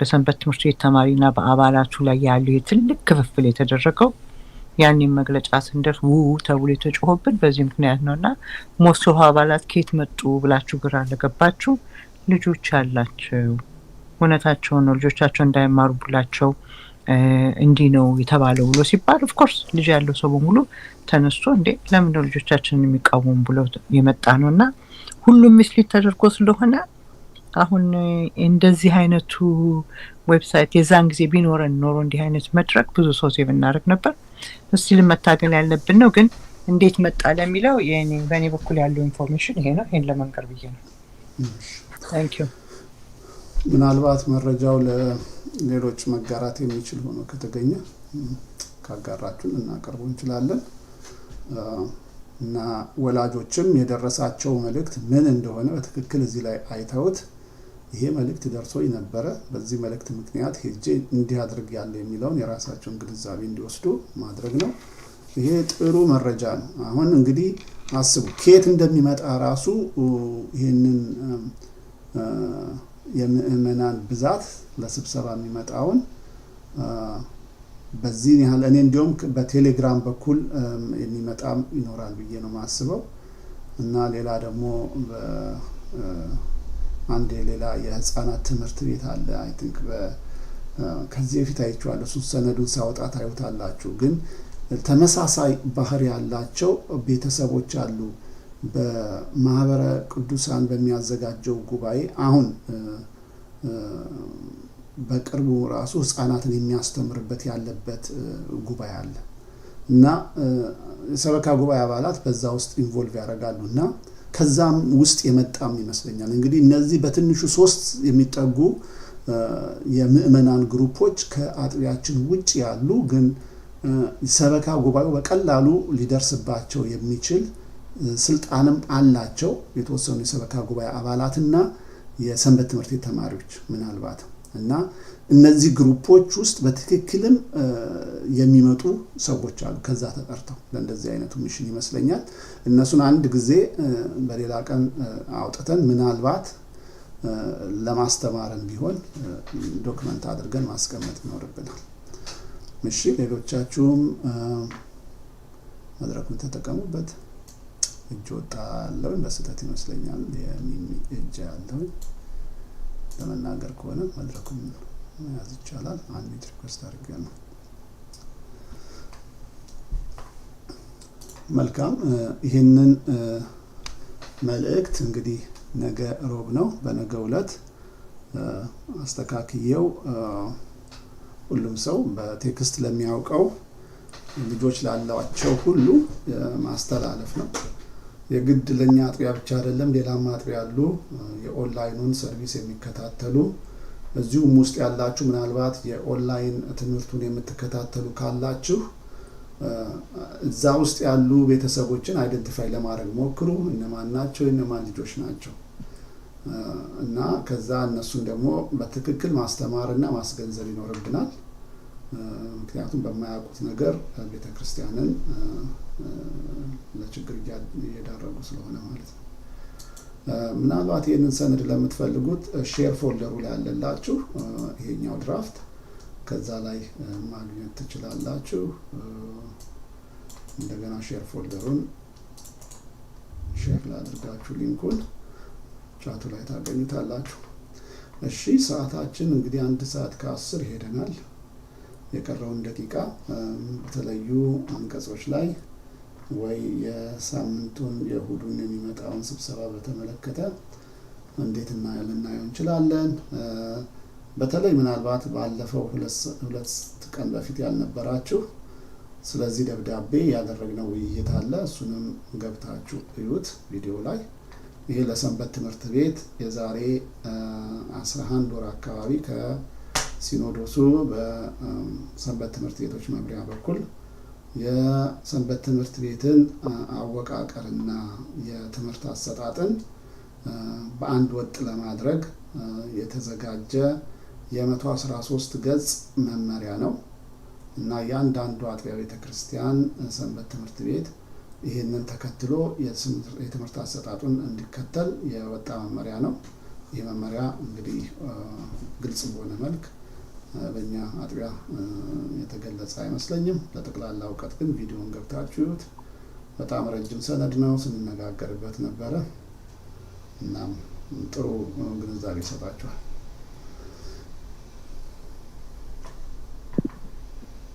አስደሳች ጥያቄ አለኝ እኔ። እሺ በጥያቄ አልጀመረው፣ ምክንያቱም የመጀመሪያውን ሜይ ቢ ተነጋግራችሁ ይሆናል። የኔ ምንድነው አሁን እሁድ ላይ ስብሰባ አለ ነው አይደለ? ያው አሁን ያለው ሰበካ ጉባኤው ማብቂያው ስለሆነ እሁድ ላይ እንግዲህ ያው ጨዋታዎች ይኖራሉ ነው አይደለ? አሁን እሱን በተመለከተ እዚህ ላይ አሁን ለምሳሌ የመጡት ሀሳቦች በሙሉ ግሩም ናቸው። አሁን እኔ ሜሴጁ እንዴት ነው የሚተላለፈው ነው አሁን በጣም ኢንፎርሜሽኑን ሰጥቶ መረጃውን አይቶ የእሁድ ቀን እንግዲህ ጥያቄ መጠየቅ አለበት። ስትራቴጂው ምንድን ነው? ወርዘሉ አሁን ለምሳሌ ድምፁ እንዲሰማ አይነው ጥቂት ነን በቴክስት ይወጣል ብለሃል። አሁን እሱም ጥሩ ሀሳብ ነው። ጎረቤትም ያለው አብሮ የሚሰሩትም ካለ ኢንፎርሜሽኑ በኃይል እዛ ስብሰባ ላይ ሲወጣ ጥያቄዎችም የምሰማው ምንድን ነው? ጥያቄዎችም ሲጠየቁ ሲመጡ ጊዜ ቬሪ ሰሌክቲቭ ደስ ያላቸውን ፒክ የሚያደርጉትን ስም ሰምቻለሁ እና ስትራቴጂው አይ ቲንክ እዛ ላይ ትንሽ ስራ ይፈልጋል ነው። እንዴት ይሄ ድምፅ ይሄ የተወያየንበት ነገር መሰማት አለበት። ሁልጊዜ እንግዲህ ለውጥ የሚመጣው ከጥቂቶች ነው።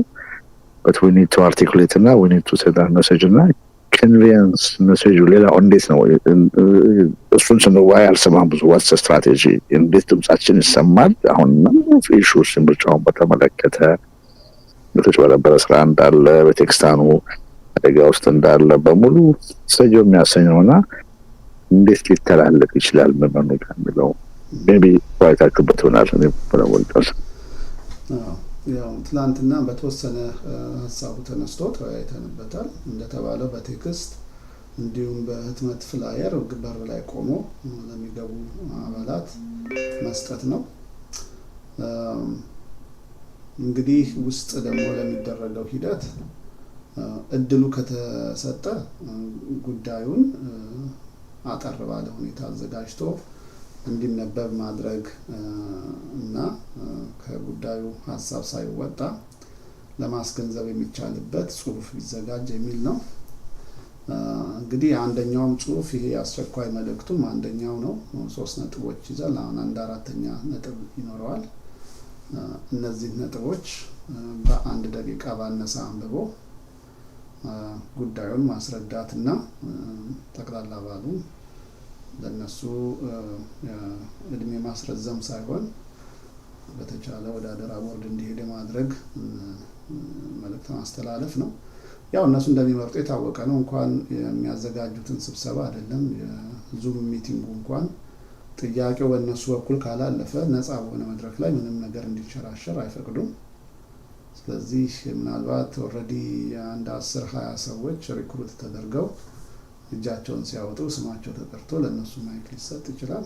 ያው ድራማውን መቅረጽ በተቻለ መጠን እንቅስቃሴዎችን ዶክመንት ማድረግ ነው። አሁን ከዚህ ውይይት ልንረዳ ልንወስድ የምንችለው ዶክመንት ሲኖረን የበለጠ ሰው ሊረዳ ይችላል እና የሚደረገውን ነገር ሁላችንም ዘመኑ ባፈራው በእጃችን ላይ ባለ ስልክ ዶክመንት ለማድረግ እንሞክር።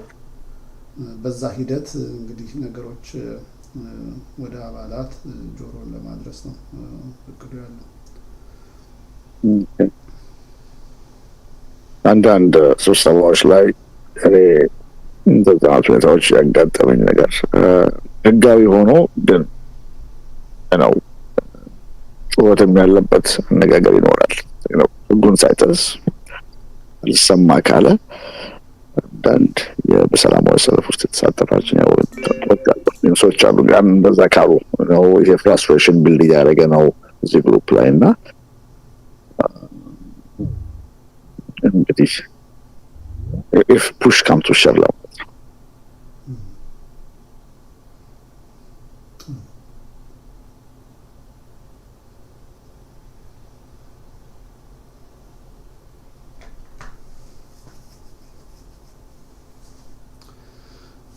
ሌሎችም ሀሳቦች ያላችሁ ጥያቄ ያላችሁ በዚህ ዙሪያ ላይ እስኪ የበለጠ በሰላማዊ መንገድ እንዴት አድርገን ጉዳዩን እንግለጽ።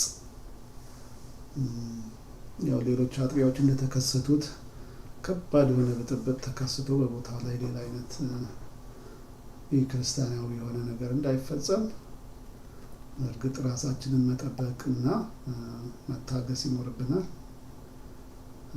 እስካሁንም ያለው ብዙ ጩኸት የሚያስነሳ ነው በዓለም አዊ አይን ብናየው፣ ግን የቤተ ክርስቲያን ጉዳይ ስለሆነ ነው ብዙዎቻችንም ከብዙ ነገር ታቅበን ያለን እና በተቻለ መጠን ያው በጥፋትም ላይ በተሳሳተ መንገድም ላይ ያሉ ወንድሞች አባቶችም ቢሆኑ እንዲመለሱ ነው ፍቃዳችን። ከስህተታቸው እንዲመለሱ ነው በየትኛውም ሰዓት ቤተክርስቲያን በምታዘው መልክ እንዲመለሱ ነው። ከዛ ውጭ የተለየ አጀንዳ የለንም። ነገር ግን በዛ የተነሳ ደግሞ ደካሞች ቤተክርስቲያን መግባት መውጣት የሚፈልጉ ግን አቅም የሌላቸው ሰዎች ተጎድተው ቤተክርስቲያን ተዘግቶ ሌላ አይነት ችግር እንዳይፈጠር ያው ጥንቃቄ እያደረግን ነገሮችን ለማስኬድ መሞከር ነው። እንደኔ ሀሳብ አስተያየት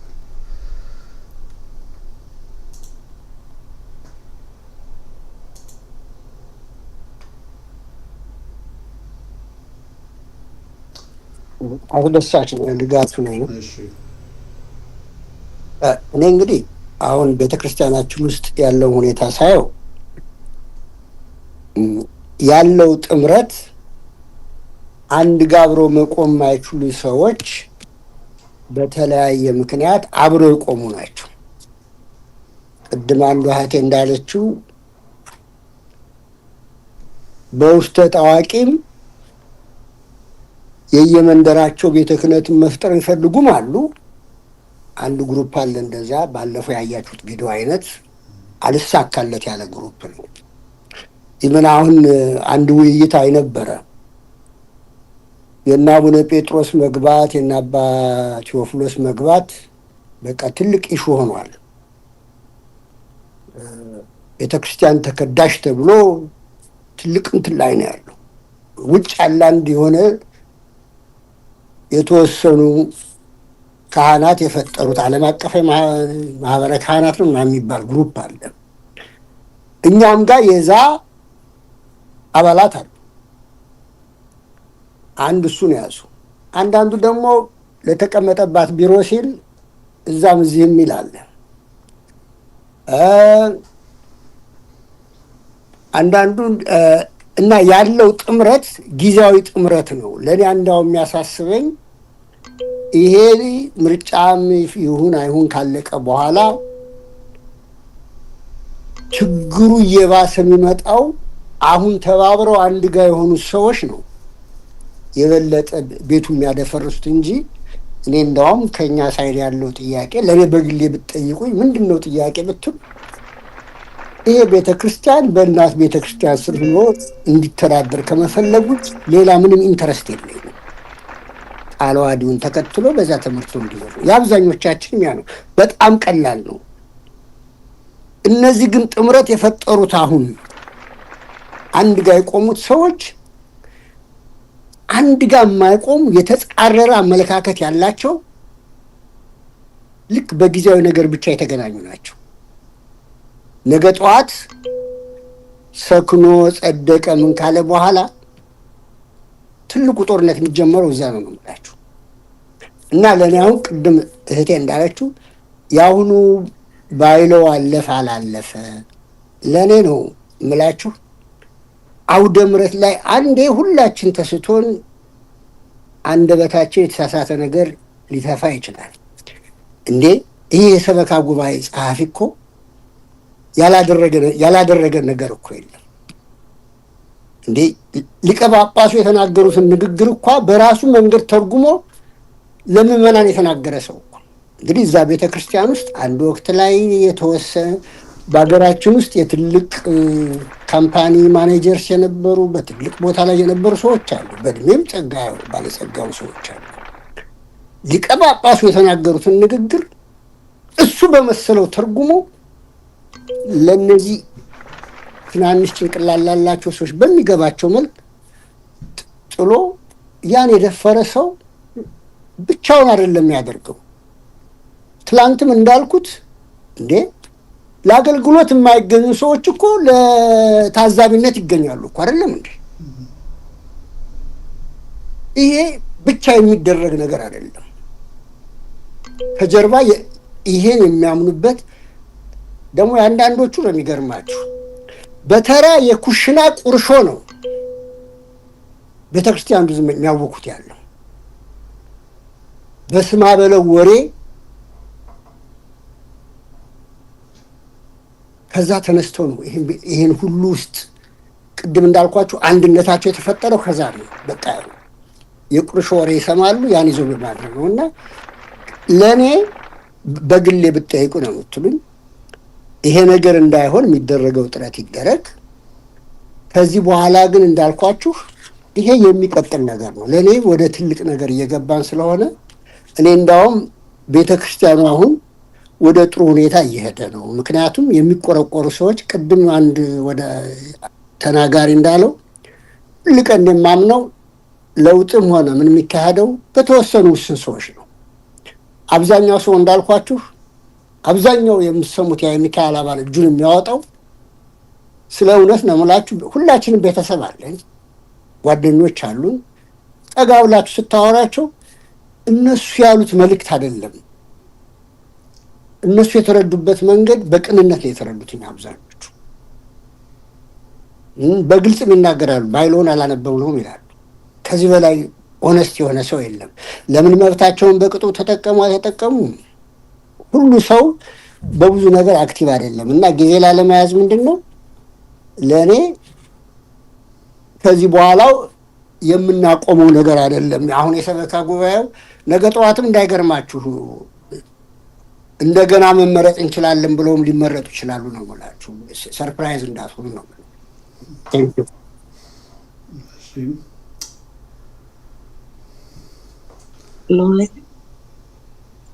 መናገር ይቻላል። ድምጽ እየሰማሁ ነው። ማሜ ነኝ እኔ። ትንሽ ይሄ እዚህ ውዥንብር የሚነሳ የወሬ የማጣላት ከዚህም ከዛም ብዙ ነገር ስላለ ከዚህ በፊት የሰማሁትም ስላለ ነው ይሄ አይነት እንቅስቃሴ የተጀመረው ተብሎ በፈንድሬዚንግ ላይ የነበሩትን ወይዘሮ ትዕግስትን ቲጂን ጥያቄ ነው የማቀርበውና በዛን ጊዜ በፈንድሬዚንግ ጊዜ ምን አይነት የእንዲህ አይነት የቡድን ፈጠራ ወይ ደግሞ ለምርጫ ለአስመራጭ ኮሚቴ ሊሰሩ ነው ሊንቀሳቀሱ ነው የሚባል ወሬ ነበረ እና አሁንም ያ ፈንድሬዚንግ ይሰሩት የነበረው ይሄንን አይነት ግሩፕ ለመፍጠር ነው ተብሎ ለሰዎችም ይሄ በውዥንብር የሚነሳ ነውና የሚያውቁትም አሉ እንደዚህ ነው እንደዚህ ያሉ። ስለዚህ እስቲ ቲጂ ይሄ ነገር ምንድነው? በፈንድሬዚንጉ እኔ ስራ ሲሰራ ነው ለመስራት እንኳን ትንፋሽ የሌለበት ጊዜ ነበረ ማየውና ምን አይነት በዛን ጊዜ የምርጫና እንደዚህ የአድማ አይነት ነገር እንዴት ሊሆን ቻለ ወይስ ምንድነው? እና ለስቲ ለቲጂ ጥያቄ ማቅረቤ ነው። ተሰማት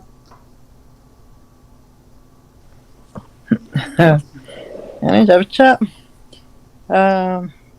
በፈንድሬዚንግ ጊዜ ውስጥ አንድ ጊዜም ጸሐፊው ሲናገር ሰምቻለሁ። ይሄ ነገር የቆየ ነገር ነው፣ ሰንበት ማነው ፈንድሬዚንግ ውስጥ የተደረገ ንቅናቄ መሆኑን የውስጥ ኢንፎርሜሽን ነበረን የሚል ነገር ሰምቻለሁኝ። ግን እኛ በፈንድሬዚንግ ውስጥ ሬዝ ገንዘብ ከማድረግ እዛ ውስጥ የነበርነው አባላት የቤተ ክርስቲያኑ አባላትና ከሰንበት ትምህርት ቤት ተወካዮች 3 ሰዎች እንደነበሩ አውቃለሁ።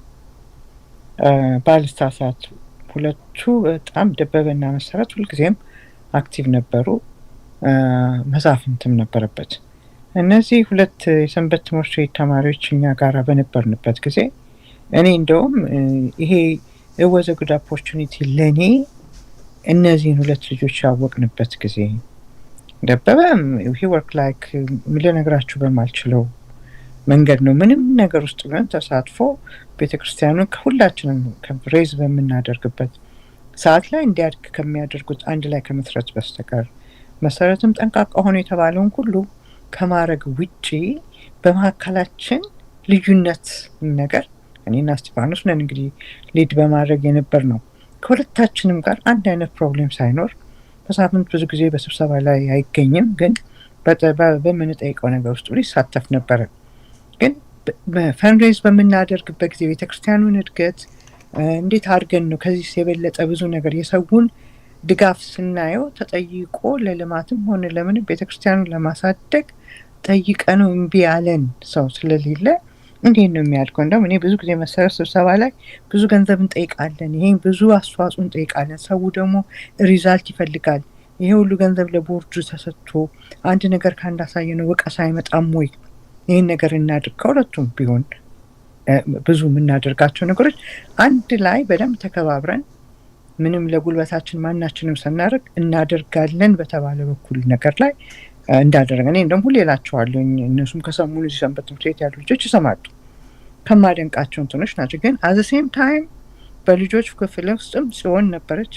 የልጆቹ ክፍል እንዴት ማደግ ይችላል እያልን ቤተክርስቲያን ውስጥ ያለው እንትን እንዴት ያድጋል የሚል ነገር እንባል ነበር። ግን ኦፍኮርስ አንዳንድ ነገር የምንነጋገረው የነበረው ይሄ የምንለያየት ነገር ሳይሆን አንድ ላይ ስሩ ብለው ሰጥተውን ለሰንበት ትምህርት ቤት ሌላ አካውንት ለአባል ደግሞ ለተባለ ሌላ አካውንት ስለነበር ለምንድነው ሌላ አካውንት ፈንድሬዚንግ አካውንት የሚባል እያለ ለሰንበት ትምህርት ቤት ደግሞ ሌላ አካውንት ከፈታችሁ የሚል ጥያቄ ነበረን እና እኛም እነሱንም ጠይቃቸው ወይዶ ነው አንድ ላይ ቢሆን ደስ ይለናል ከሚል በስተቀር ግልጽ የሆነ እንትን አላገኘንም ነበር። እኛ ግን ያም ቢሆን እነሱም ለብቻቸው ያስረክባሉ፣ እኛም በኩላችን እናስረክባለን። ግን እኔ አብረን በሰራንበት ጊዜ የምናየው ኬት አምጥቶ በዛ ጊዜ እንዲህ አይነት ኢንፎርሜሽን ሰማው የሚለው እኔ ሚካኤል ምስክሬን እነዚህ ልጆች ወጥተው እንደዚህ ናቸው እነሱ እንዲህ አድርጉ ነበር ብለው እኛ ያደረግነው ነገር ካለ ምንም ነገር ለሚያገኙብና ሊሉም የሚችሉት ነገር የለም ቤተክርስቲያኑ አድጋትና እንትን እስካለባት ድረስ። ግን በዛ ጊዜ ቦርዱ ምንም አይነት ከኛ ጋር የሚያደርግልን ምንም ከቦርድ የወሰድነውንም ነገር የለም። የቦርዱም አክቲቪቲ የሚደረግ ነገር አንድ ነገር ነው። ከቦርድ እርዳታ የጠየቅነው እንኳን መጨረሻ ፋይናል እንኳን ወደ ኤርትራኖች ቤተክርስቲያን በነጻያን ሁሉ ካገኘን በኋላ እባካችሁን ተባብራችሁ አድርጉልን፣ የሲስተሙ ሳውንድ ሲስተሙ ትክክል ስላልሆነ ሳውንድ ሲስተም ከሌላ እናስመጣ ቮለንቲር የሚሰጡን ሰዎች አሉ በእርዳታ ወይ ስንል ነው አትድርጉ እኛ እንሰራላችኋለን ብለው ሁለቱ እኛ በዚህ በኩል የሃይቴክ እንትን አለን ሶፍትዌር ኢንጂነር ነን ምንም ችግር የለንም ብለው ያሉን ሰዎች መጨረሻው ላይ መተን በእነሱ ተማምነን አንድ የጎደለን ነገር የነበረው ሳውንድ ሲስተሙ ሳይሰራ ነው። ይሄ በቦርዱ በኩል ያለ ነው። ግን ይሄ በዛ ጊዜ ተጀመረ። ለስልጣን ፈልገው ነው እዛ ውስጥ የነበረው እኔና እስጢፋኖስ ነን። እኔና እስጢፋኖስ ምንም ስልጣን ውስጥም የለንም። አሁን ቦርዱ በሚለው ነገር አስመራጭ ኮሚቴም እነሱ ናቸው እኔንም ጠርቶ የጠየቁኝ። አስመራጭ ኮሚቴ ቦርዱ ለምርጫ ሊገባ የሚችለው ነገር የለም። ሌሎቹ በዛ ውስጥ ያሉ ተጠቁሞ ስማቸው ወጣ ሰዎች ደግሞ እዚህ ቤተክርስቲያን ውስጥ ኖሮ ሲያገለግሉ የነበሩ ናቸው። ሊገባቸውም የሚችል ሰዎች ናቸው። ፈልገው ገብተው መስራት ካለባቸው ህዝብ እስከመረጣቸው ድረስ እና እኔ ማሚ ይሄ የሰማሽው ኢንፎርሜሽን ተምቸዋለሁኝ ከነሱ ውስጥ እንደዚህ የተደረገ ነው የሚባል ግን ከእውነት የራቀ የራሳቸው አይነት ጥላቻ ካልሆነ በስተቀረ እኛ አብረን በሰራንበት ጊዜ አሁንም ቤተክርስቲያናችን ውስጥ እኔ ፐርሰናሊ እኔም ሆንኩ ብዙዎቻችን አብረን ሰንበት ትምህርት ቤት ተማሪዎች ጋር በሰራንበት ጊዜ ተከባብረን ጉልበታቸውን እኩል ሁላችንም ይሄ ነው ሳንባባል አብረን የሰራንበት ነው። ይኸው መጨረሻ ላይ መተው ከልሰው ሰንበት ትምህርት ቤት እንደዚህ ሆነ አስመራጭ ኮሚቴው እንደዚህ ፈጠረ ብለው ያመጡት ከአባላትንና እኔ ሁሉ ጊዜ እንደውም ስናገር ሰንበት ትምህርት ቤት ተማሪ የሆነና ሰንበት ትምህርት ቤት ተማሪ ያልሆነ አባል ብዬ ከፍየዋለሁ። እና ሁላችንም ወይ ሰንበት ትምህርት ቤት ተማሪዎች መሆን አለብን፣ ሁላችንም አባል መሆን አለብን። ግን ለሰንበት ትምህርት ቤት አባልም ሁን ሰንበት ትምህርት ቤትም ሁን ተብሎ ከሌላው አባል የበለጠ ፕሪቪሌጅ መሰጠት የለበትም። አሁንም ተቃዋሚ ነን፣ እኩል ነን። ግን አዶነ ከየት እንደመጣ በእውነት ግን እኛ የምናውቀው እንደኔ ሌሎቹም አብረውኝ የነበሩ እዚህ ፈንድሪዚንግ ውስጥ የሰሩ ልጆች አሉ። ቤተክርስቲያኑን ከማገልገል በስተቀረ ልዩነት ልናመጣ አልተነስ። ልዩነት የመጣው አሁን እነሱ ላይ ነው። አሁንም ይሄው እየታየ ነው። ትሩ ከለርስ ሞር እየወጣ ሄደ ነውና የሚነዛው ኢንፎርሜሽን ሮንግ ነው ለማለት ነው። አመሰግናለሁ። ጥያቄሽን የመለስኩልሽ መስለኛል። በጣም እግዚአብሔር ይስጥልኝ። ዋና ይሄ መድረክ ምንድነው ደስ የሚለው አንዱ ሳይድ ብቻ ሳይሆን ከሁለቱም እሰማለሁና በተፈጥሮ እኔም ሁለቱም ሳይድ ሰምቼ ለመፍረድም ለማወቅም ስለፈለኩ ነው። እግዚአብሔር ያክብርልኝ። መልሰሽልኛል። ታንኪ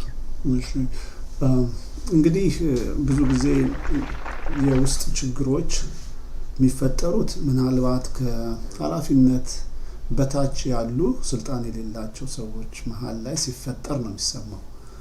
የተለየ ችግር የሚታየው እንደኔ ኃላፊነት ላይ ያሉ ሰዎች ተራ የሆኑ መረጃ የሌላቸውን አሉባልታዎች በአውደ ምሕረት ላይ ሲያስተላልፉ ይታያል። ይሄ ደግሞ ከየት መሰላችሁ የሚመሳሰልብኝ ሳይሆን ከፖለቲከኞች አንጻር ነው የሚመሳሰለው። ፖለቲከኛ አንድ ቅንጥብ ይይዝና አውጥቶ ነገሮችን ወደ ሌላ አቅጣጫ ለማመስ የሚጠቀምበት ሂደት ነው እና አንዳንድ ጊዜ ይሄንን ሂደት ሳየው ቤተክርስቲያንም ያስተዳደሩ አይደለም ያለው ኢንፎርሜሽንን በማምታታት በጊዜዎች ውስጥ የሚወሰኑ ውሳኔዎችን እየተሄደበት ነው ያለው። ይሄንን ተጠንቅቆ ማወቅ ያስፈልጋል እና አሁንም ከዚህም በኋላ ብዙ ሌብል እየተሰጠ ቅንጥብጣቢ የሆነ ነገር ለአባላት ይነገራል። የሚገዛው ይገዛዋል፣ የማይገዛው ደግሞ ያው እንደዚህ አይነቱ ነፃ መድረክ ላይ ተቀምጦ ሁሉንም አካል ጠይቆም ለመገንዘብ ይችላል። በተለይ ባህሪውን ራሱ ስታያቸው አንድ ፖለቲከኛ እንዲህ አይነቱን መርዝ ከረጨ በኋላ ሚዲያ ላይ አይቀርብም።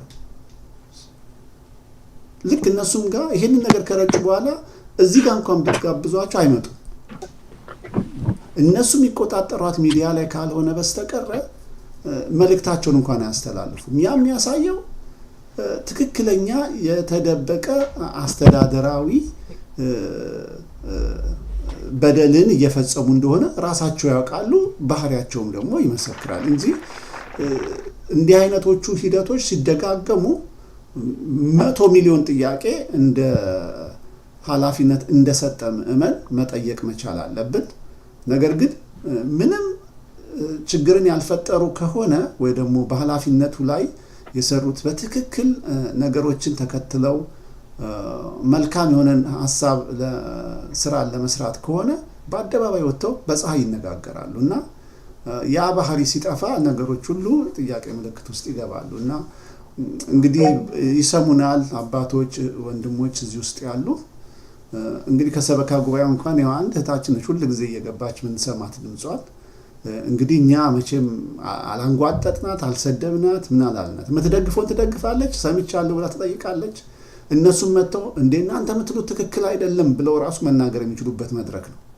ግን ደፍሮ አይገቡበትም። ለምን? ባልተዘጋ ቤት የማይገባ ሰው እንግዲህ የራሱን የቻለ ችግር አለው እና ገብታችሁ ንገሩን። እንሳሳት ይሆናል ካላችሁ የምትሰሙ ከሩቅ ሆናችሁ ያላችሁ አባቶች፣ ወንድሞች እኛ እጅግም እናንተን ወደ ሌላ መንገድ ለማውጣትና ለማስቀመጥ አይደለም። ግን የያዛችሁትን ኃላፊነት በሙሉ ዘግታችሁ የማይሆን አስተዳደራዊ ሂደት እየሄዳችሁ ስለሆነ ነገሮች ሁሉ ተከፍተው እንግዲህ በአደባባይ መጽሐፉን በሚለው እንግዲህ እየነገረን እየተወያየን ያለ ነው። ከዛ በላይ እንግዲህ የእናንተ ፍላጎት ነው የሚሆነው ማለት ነው መድረኩን ለመጠቀም። እሺ ሳምሶን እጅ አለውኝ፣ መድረኩን መጠቀም ይቻላል?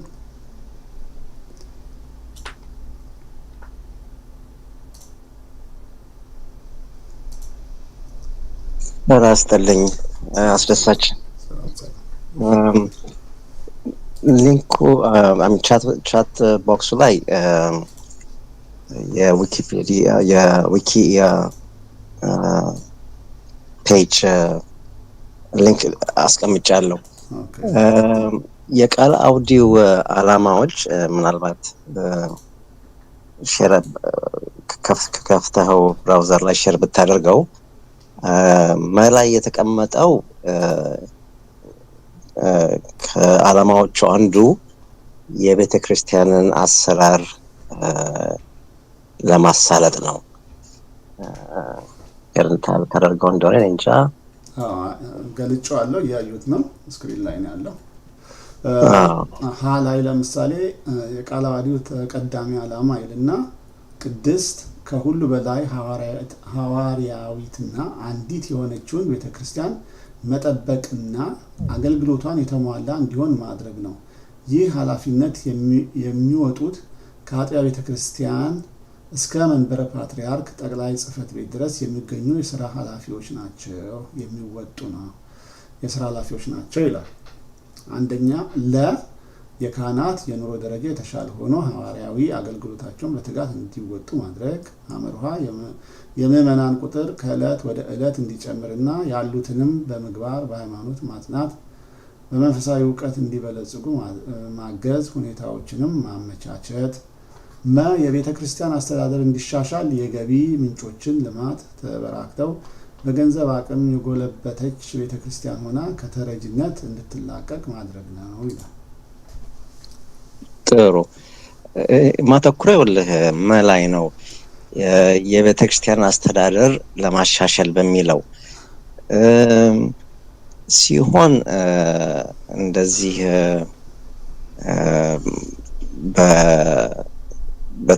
በተደራጀ ኮርፖሬት ዓለም ውስጥ በየአመቱ ካላንደር ይወጣል። በአመት ውስጥ የሚከናወነውን ሂደቶች የሚያጠቃልል ለምሳሌ የአባል ስብሰባ ምናልባት በየወሩ ወይም በሁለት ወር አንዴ ወይም በኮርተርሊ ቢሆን ቀኑ እና አጀንዳው ከተቻለ የዛኑ ቀን ካላንደሩ በሚወጣበት ጊዜ ይፋ ይሆናል። እንደዚህ አይነት አሰራር ያው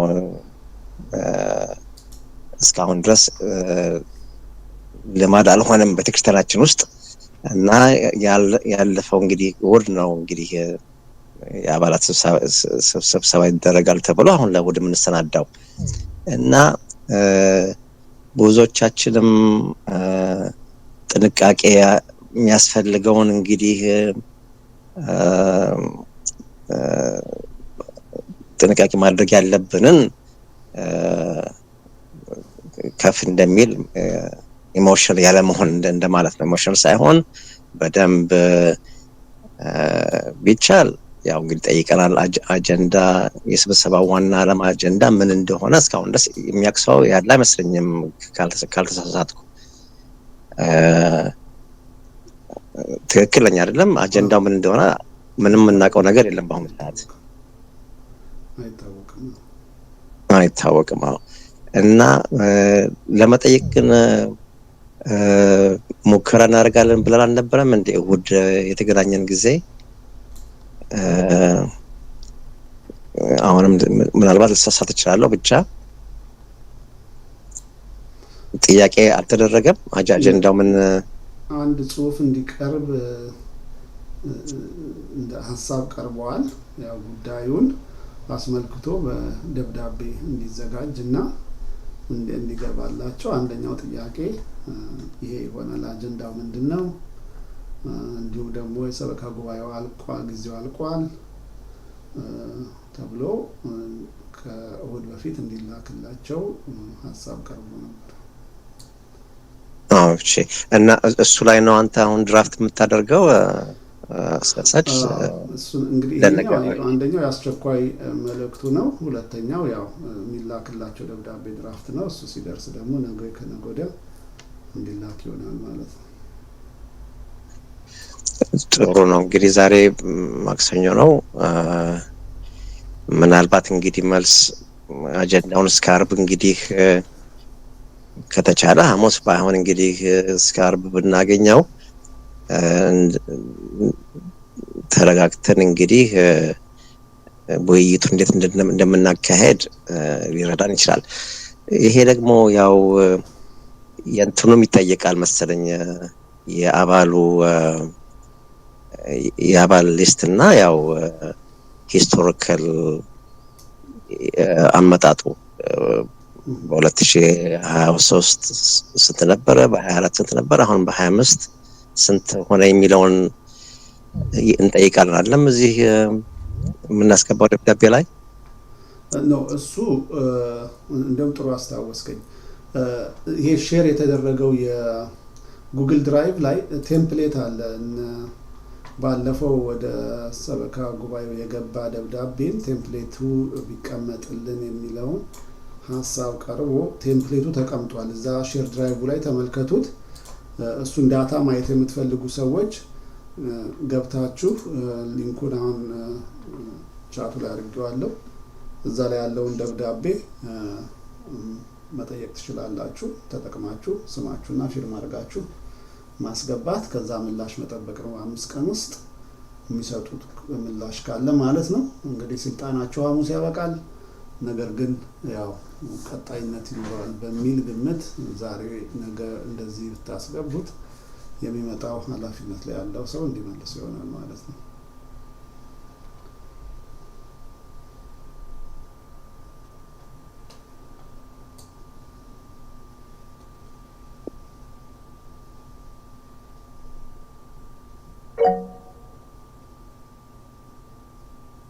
እሺ ሳልቦ መናገር ይቻላል። አስደሳች አንድ ትሪኪ የሆነች ቃል ያለች ትመስለኛለች እዚህ ላይ ስለ ስብሰባው ላይ። እስኪ መለስ እንበልና ሲሳይ የገለጸው መግለጫ ላይ ስለ አባታችን ስላዘዙት ተሰባስባችሁ ንግግር አድርጉ ላሉት ነገር በሚቀጥለው ሳምንታት ውስጥ ተዘጋጅተን አባላቱን ስብሰባ እንጠራለን የምትል ቃል ነበረች። እሷን ሪፒት አድርገን ብንሰማት ደስ ይለኝ ነበር። ለምን ጎል ውስጥ እየገባን ያለ ነው እና እሷን ነገር ሪቪዥን ተደርጋ ብትሰማና አየህ አብዛኛውን ጊዜ ነገሮች እዚህ በግልጽነታችን በምንነጋገራቸው ቤተክርስቲያናችንን ለማስተካከል በምናስበው ነገራቶች ውስጥ እኛው ራሳችን ላይ እንትን እየተጠመጠመብን እየሄደ ነው። ዋናው ፈጻሚው እግዚአብሔር ነው። ግን አንዳንድ ነገሮችን ባክወርድ ሄዶ ደግሞ ይሄ ነገር ለምንድን ነው የሚደረግ ያለው ብለን ማሰብና ማስተዋል ያለብን ይመስለኛል። እና ለተወሰነች ደቂቃው እንትኑ ካለ አንተ ጋር ወይም ለነገ የሚሆን ሲስተም ላይ አዘጋጅተህ ብንሰማትና ዲሳይድ የተደረገበት ምክንያት ምን እንደሆነ ብናውቀው ደስ ይለኛል። ለምን ነገ ጧት እዛ ከገባን በኋላ በእኛ እኮ ተነግረን ነበር የሚባል ነገር ሊመጣ ይችላል። የትኛው ቀን ላይ ነበረ እሱ መልእክት ያስተላለፈው? ሲሳይ የመጨረሻ ሰዓት ላይ ስለ እንትኑ ሲያስረዳ ጥያቄ የተደረገባት ቀን። አንተም ጥያቄ ጠይቀዋል፣ ሳምሶንም ጥያቄ ጠይቆታል። የኦንላይኑ የዙሙ ላይ ነው። የዙሙ ላይ አዎ። ጥሩ እሺ፣ እሱ ላይ እናየዋለን። እሷ ላይ ያለችዋ ትሪኪ ጌም ትመስላለች ካሁኑ ትንጋሳ ሳያት። ምናልባት ሳምሶን የጠየቀው ጥያቄ ላይ ነው ሲመልስ ወይንስ ነው? ጀነራሊ አባታችን ባሉት ሁኔታ በአስቸኳይ ካሁን በኋላ ስብሰባ እንጠራለን ጊዜ አመቺ አድርገን ተነጋግረን ብሎ ነበረ። እኔ ሶሪ ስተቴን ይከልክልልኝና እንደዛ አድርጌ የሰማሁት መሰለኝ። እሱ በነገራችን ላይ ኢንፎርሜሽን የሚካኤል ዩቲዩብ ቻናል ላይ ፖስት ተደርጓል፣ ልታገኘው ትችላለህ። እዚህ ጋር ነው እያየሁት ያለሁት፣ እዚህ ጋር አሁን ስክሪን ላይ የምታዩት ነው። እና ግን ደቂቃው ስንተኛው ደቂቃ ላይ እንደሆነ እሱ ላይ ነው እንግዲህ ማየት ይኖርብኛል። ለነገ ወይ ደግሞ ስንትና አንድ ሰው ደቂቃውን ቢጠቁመን ለነገ ከዚሁ ላይ ፕሌይ አድርገን ልናየው እንችላለን ነገ። ኢምፖርታንት ነው አለ አይደለም? ምን እንደሆነ አናቅም፣ እንዴት እንደሆነ ስብሰባው ምርጫ ሊካሄድ ነው ምን ለሚካሄድ ነው ለሚለው ቱጌን ይዛ ነው የምትመጣ ያለችው ቃል። አይ ከዚህ በፊት ነግረናችሁ ነበር የምትባል ቃል ትመጣለች ነገር። that's a tricky game። እንግዲህ አይደለ አንዳንድ ነገሮችን ከመሳሳታችንና ከመውደቃችን ከመጸጸታችን በፊት ደግመን አንብበን መልሱን ብናዘጋጅ ጥሩ ይመስለኛል ባይ ነኝ። መልካም እሺ፣ እሱን እንሰማውና ነገ እናየዋለን። በዛ ዙሪያ ላይ ያው እንግዲህ አስተያየት እንሰጥበታለን። ደስ የሚል ጥሩ ነገር ነው። ሶሪ እስከዛሬ ድረስ እሰማለሁ እከተላለሁ ያለሁት ልገባ ያልፈለኩበት ምክንያት እየሰማው ዝም ብዬ ከመነጋገር ይልቅ ፖይንት ያሉትን ፍሬ ነገር ያሉትን ነገሮች ይዤ በመጣ ይሻላል በማለት ነው። አሁንም የምጠብቅ ያለሁት ኃይሌ የተናገረን ነገር ስላለ ሮብ ነው መልስ ማገኘው ስላለ የሱም መልስ ለመስማት ነው የምጠብቅ ያለሁት። ከዛ በኋላ የምንናገረው ነገር ካለ ወይ የምናገረው ነገር ካለ እናገር ይሆናል። እሺ፣ እግዚአብሔር ይስጥልኝ፣ በዳንያለም ያክብርልኝ። ይቅርታ ኃይለ ነኝ። ሳልቮ እስካሁን ላገባሁት ደብዳቤ ምንም መልስ እስከዛሬ አልደረሰኝም። እስኪ እንግዲህ ነገ ነው ዋናውን ነገር የማየው፣ እንጠብቃለን። ካለ ነገር አዲስ ነገር አሳውቃቸዋለሁ። ለአሁን ግን ምንም የሰማሁት ነገር እስካሁን። ቴንክ ዩ ኃይልዬ፣ ቴንክ ዩ። መልካም እንግዲህ ያው በተለይ አሁን የሌላውን ሰው ቀልብ ለመግዛትና ምናልባት በሰንበትም የሚደረገው አጠቃላይ ጉባኤም ላይ ሰዎች ውሳኔ እንዲወስኑ በቅንጥብጣቢ መልእክት እንዲህ ነው ያሉት፣ ስለዚህ እነዚህ አካሎች እንዲህ ብለዋልና እኛ ግን ያው ስራ መስራት አለብን፣ መልቀቅ አለብን፣ ቶሎ ሰርተን መውጣት አለብን፣ ስለዚህ ጊዜ ስለሌለ ይህንን ውሳኔ እንድትወስኑልን በሚል ምክንያቶች ሊመጡ ይችላሉ። ያው የተለመደ ስለሆነ ነው። እኔ እንዲያውም አንዳንድ ጊዜ የእነሱን ስብሰባ ራሱ በእነሱ ሞድ ራሱ መጻፍ ሁሉ የምችልበት ደረጃ የደረስኩ ይመስለኛል። እና ግን ያው ብዙም መደነቅ አያስፈልግም። ግን ሪከርድ አድርጎ መሄድ ነው የቻልነውን ያህል ሊሆን የሚከሰተውን ቀርጸን ማስቀመጥ ነው። እንግዲህ በሂደት ደግሞ እንደ እግዚአብሔር ፈቃድ የሚሆን ይሆናል። ሌላ መድረኩን መጠቀም የሚፈልግ ሰው መጠቀም ይችላል። የቀሩን 10 ደቂቃዎች ናቸው። የመጨረሻ ሀሳባችሁን መስጠት ትችላላችሁ።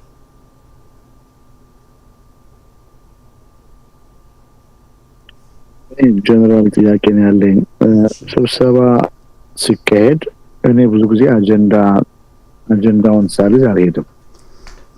አጀንዳውን ጠይቃችኋል? አጀንዳ እንግዲህ የጠየቀም ሰው የለም፣ ግን አጀንዳ ተጠይቆ ማያውቅም። ግን የሚገርመው በቃለ ማን ነው በመተዳደሪያ ደንባችን ላይ በድሮ ላይ እንዲሁም ጥሩ ቦታ ላይ ነው። አሁን እዚህ ጋር ትላንትና ሳየው ነበርና እዚህ ጋር የምታዩት አንቀጽ 6 ላይ ምን ይላል? በአጠቃላይ ስብሰባ ጊዜ አባላቱ ከ155 ከመጡ አጀንዳን ማጽደቅና መወሰን ይላል በመጀመሪያ ስብሰባ ላይ። ይሄኛው እንግዲህ አሁን ኦልድ የሚሉት ማለት ነው። ግን በዚህ በአዲሱ ላይ ግን ስለ አጀንዳ አላየሁም። ያያችሁ ሰዎች ካላችሁ ምናልባት በሱ ላይ ባህሪው ተሰብስበን አጀንዳ አውጥተን በአጀንዳው ላይ መወሰን የሚል ሂደት ካለው በዛ ላይ ማየት እንችላለን። ጠቅላላ ጉባኤ ስልጣን እዚህ ጋር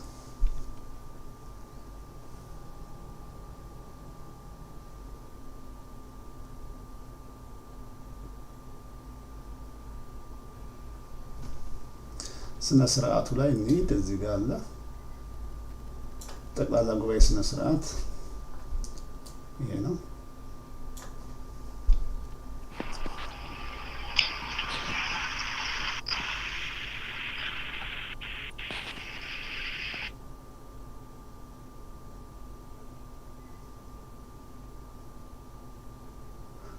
እሺ ላንብበው ለጠቅላላ እውቀት፣ ምክንያቱም ጥሩ ሰዓት ስለሆነ። የጠቅላላ ጉባኤ ስብሰባ ስነ ስርዓት ይላል። አንደኛ የስብሰባውን ጠቅላላ ዓላማ፣ የስብሰባውን ቦታ፣ ቀንና ሰዓት የሚገልጸውን የጥሪ ጽሑፍ ከስብሰባው 15 ቀናት በፊት በሰበካ ጉባኤው ጸሐፊ በኢሜል፣ በቴክስት ወይም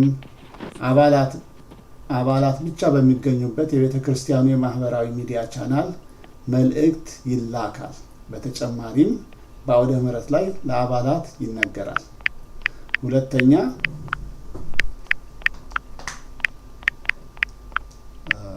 ማይክ ክፍት ሆነ አይቻለሁ፣ እየተሰማ ነው። እሺ ሁለተኛ ስብሰባውን በጸሎት ይከፈታል። የሰበካ ጉባኤው ሊቀመንበር እና ምክትል ሊቀመንበር በጋራ ስብሰባውን ይመራሉ። ሶስተኛ በማንኛውም የአባላት ስብሰባዎች ላይ ማንኛውም የአባልነት መብት ያልተገደበ አባል መገኘት የሚችል ሲሆን መሰብሰብም ሆነ ድምፅ መስጠት የሚችሉት በአባልነት ለ6 ወር የቆዩና የአባልነት ክፍያቸውን ያጠናቀቁ ናቸው። አራተኛ የስብሰባ ስርዓት አካሄድ የተለመደው ሮበርት ሩልስ ኦፍ ኦርደር አመራር ሆኖ መንፈሳዊ ሆነ ስርዓትን በተላበሰ መልክ ይሆናል። አምስተኛ ወደ ድምፅ አሰጣጥ የሚካሄደው አርዕስተ ጉዳዩ በስብሰባው መሪ በቂ ውይይት እንደተደረገበት ከታመነበት በኋላ ይሆናል ይላል።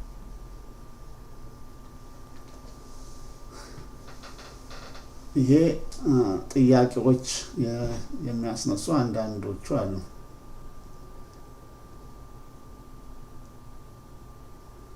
የስብሰባው ስርዓት አካሄድ የተለመደው አመራር ሆኖ መንፈሳዊ ስርዓትን በተላበሰ መልክ ይሆናል። ምክንያቱም የእንግሊዝኛው ቃል ትንሽ ጥሩ ሆኖ የገባበት አይመስለኝም እና ሌላ ወደ ድምፅ አሰጣጥ የሚካሄደው አርዕስተ ጉዳዩ በስብሰባው መሪ በቂ ውይይት እንደተደረገበት ከታመነበት በኋላ ይሆናል። እዚህ ጋር አሁን የነሱ ኃላፊነት ላይ ላሉ ሰዎች ነው ኮንትሮልን የሚሰጠው። ማንኛውም አባል ስብሰባዎች ላይ ማንኛውንም የአባልነት ሁሉም አባል መገኘት ይችላል በስብሰባው ላይ። ሁለተኛው ስብሰባው በጸሎት ይከፍታል። እሺ እዚህ ጋር እንኳን ችግር የለም። ሌላው አንደኛው ተራ ቁጥር ላይ ነው ያለው ከተነሱ ጥያቄዎች አንፃር የስብሰባውን ጠቅላላ ዓላማ፣ የስብሰባውን ቦታ፣ ቀንና ሰዓት የሚገልጸው የጥሪ ጽሑፍ ከስብሰባው 15 ቀናት በፊት በሰበካ ጉባኤው ጸሐፊ በኢሜል፣ በቴክስት ወይም አባላት ብቻ በሚገኙበት የቤተ ክርስቲያን የማህበራዊ ሚዲያ ቻናል መልእክቱ ይላካል። ስለዚህ በተጨማሪም በአውደ ምሕረት ላይ ለአባላት ይነገራል። የስብሰባው ጠቅላላ ዓላማ አልተነገረም። ስለዚህ ሌላ እሁድ የለም። ስለዚህ ቀጥታ ወደ ስብሰባ ነው የምንገባው። እንግዲህ ጥያቄው የተመለሰ ይመስለኛል።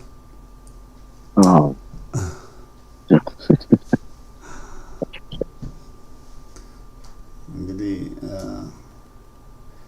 አጀንዳ ግን ግድ ይላል አይደል? በአጠቃላይ አጀንዳ ግድ ይላል።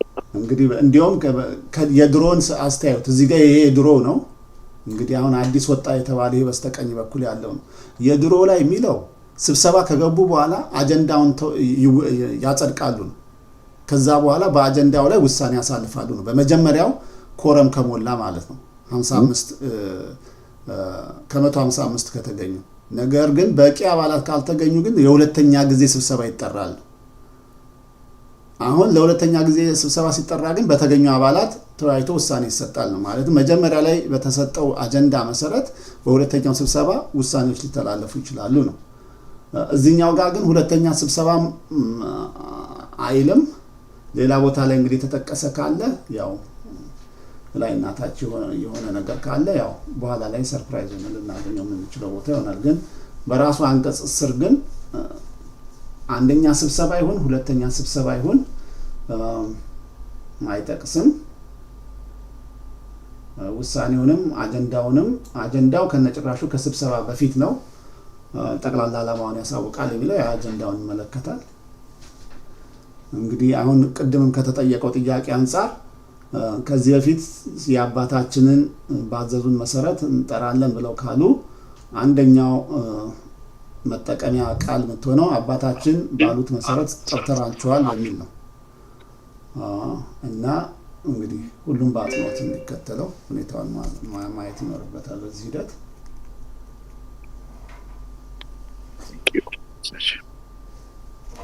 ቅድም አንድ ስለ አጀንዳ ስለ ሚቲንጉ አጀንዳ ጠይቃቸዋለሁ የሚለው መልስ መጀመሪያ ሚቲንጉና ምናምን አናውንስ የሚያደርጉት መቅደስ ላይ ሆነው ነው እና በፍጹም ኮንዲሲቭ ባልሆነ መንገድ ሰው ቤተክርስቲያኑ እንደሚያከብርና እንደሚረስፔክት እንደሚያደርግ እያወቁ እንደዚህ አይነት ነገር አናውንስ ያደርጋሉ። እዛ ላይ እጅን አውጥቶ ለመጠየቅ ብዙም ያሉት ነገር ስላለ እንዴት አድርገው እንደሚጠየቅም አናውቅም።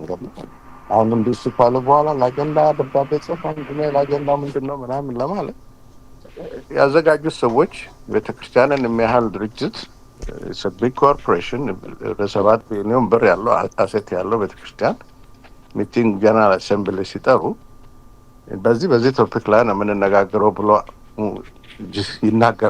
ፖስት ያደርጋሉ ዌብሳይታቸው ላይ ወይ ለሰው ዲስትሪቢዩት ያደርጋሉ እንጂ ዝም ብሎ ስብሰባውን በተመለከተ ምርጫውን በተመለከተ የሚቀጥለው ስብሰባ አለ ብሎ መውጣት በጣም ያለበጣና አንፕሮፌሽናል ኢንቴንሽናል ማደናገር ማወናበድ ይመስለኛል። እኔና ብዙም ኤክስፔክት የምናደርገው ነገር አይመስለኝም። የአውቀው የተኛ የሚቀሰቅሱት አይሰማም ማለት ነው። አንሌስ እነዚህን ሰዎች ዋንስ ኤንድ ፎር ኦል የምናስወግድበት መንገድ ከሌለ ከነሱ ጥሩ ነገር እና ጀኒን እና እውነተኛ የሆነ ነገር መጠበቁ እኛንም ብዙ ያስገምተናል እና ያዳን ግደውልዶ ፕሮፌሽናሊቲ የሌላቸው ሰዎች ናቸው። አመሰግናለሁ። መልካም ጊዜያችንም 3 ደቂቃ ነው የቀረን። የመጨረሻ ቃል መናገር የሚፈልግ ሰው ጊዜውን መጠቀም ይችላል። የሰበካ ጉባኤ አባላትን ካላችሁ ጉዳዩን የምታውቁ አጀንዳውን ልትነግሩን ትችላላችሁ። ለሁሉም ሰው ግልጽ ይሆናል። ስለዚህ መድረኩ ያንን ስለሚፈቅድ ማለት ነው። በተረፈ በተመሳሳይ ሰዓት በነገው ዕለት እንገናኛለን። የሚያስፈልጉትን ዶክመንቶች ይሄኛውም ቅድም ያየነውን አስቸኳይ መልእክት ለነገ ዝግጁ ይሆናል። ከደረሰ በጽሁፍ የሚቀርቡ ጥያቄዎች ላይ ነገ እንወያይበትና ሀሳብ ያለው ሰው ጨምሮበት ቀንሰንበት ለታሪካዊ ሰነድነት ይገባል። ያው ብዙም ምላሾች ሊገኙ እንደማይችሉ የተረጋገጠ ነው። በዛ አይነት ሁኔታ እንቀጥላለን። ለዛሬ ይብቃል። ምናልባት ካህናት ወይ ዲያቆናት ካላችሁ ከገባችሁት ዩዘር ውስጥ በጸሎት ጉባኤያችን እንደዘጉልን እንጠይቃለሁ። ማይካችሁን ከእናንተ በኩል ከፍታችሁ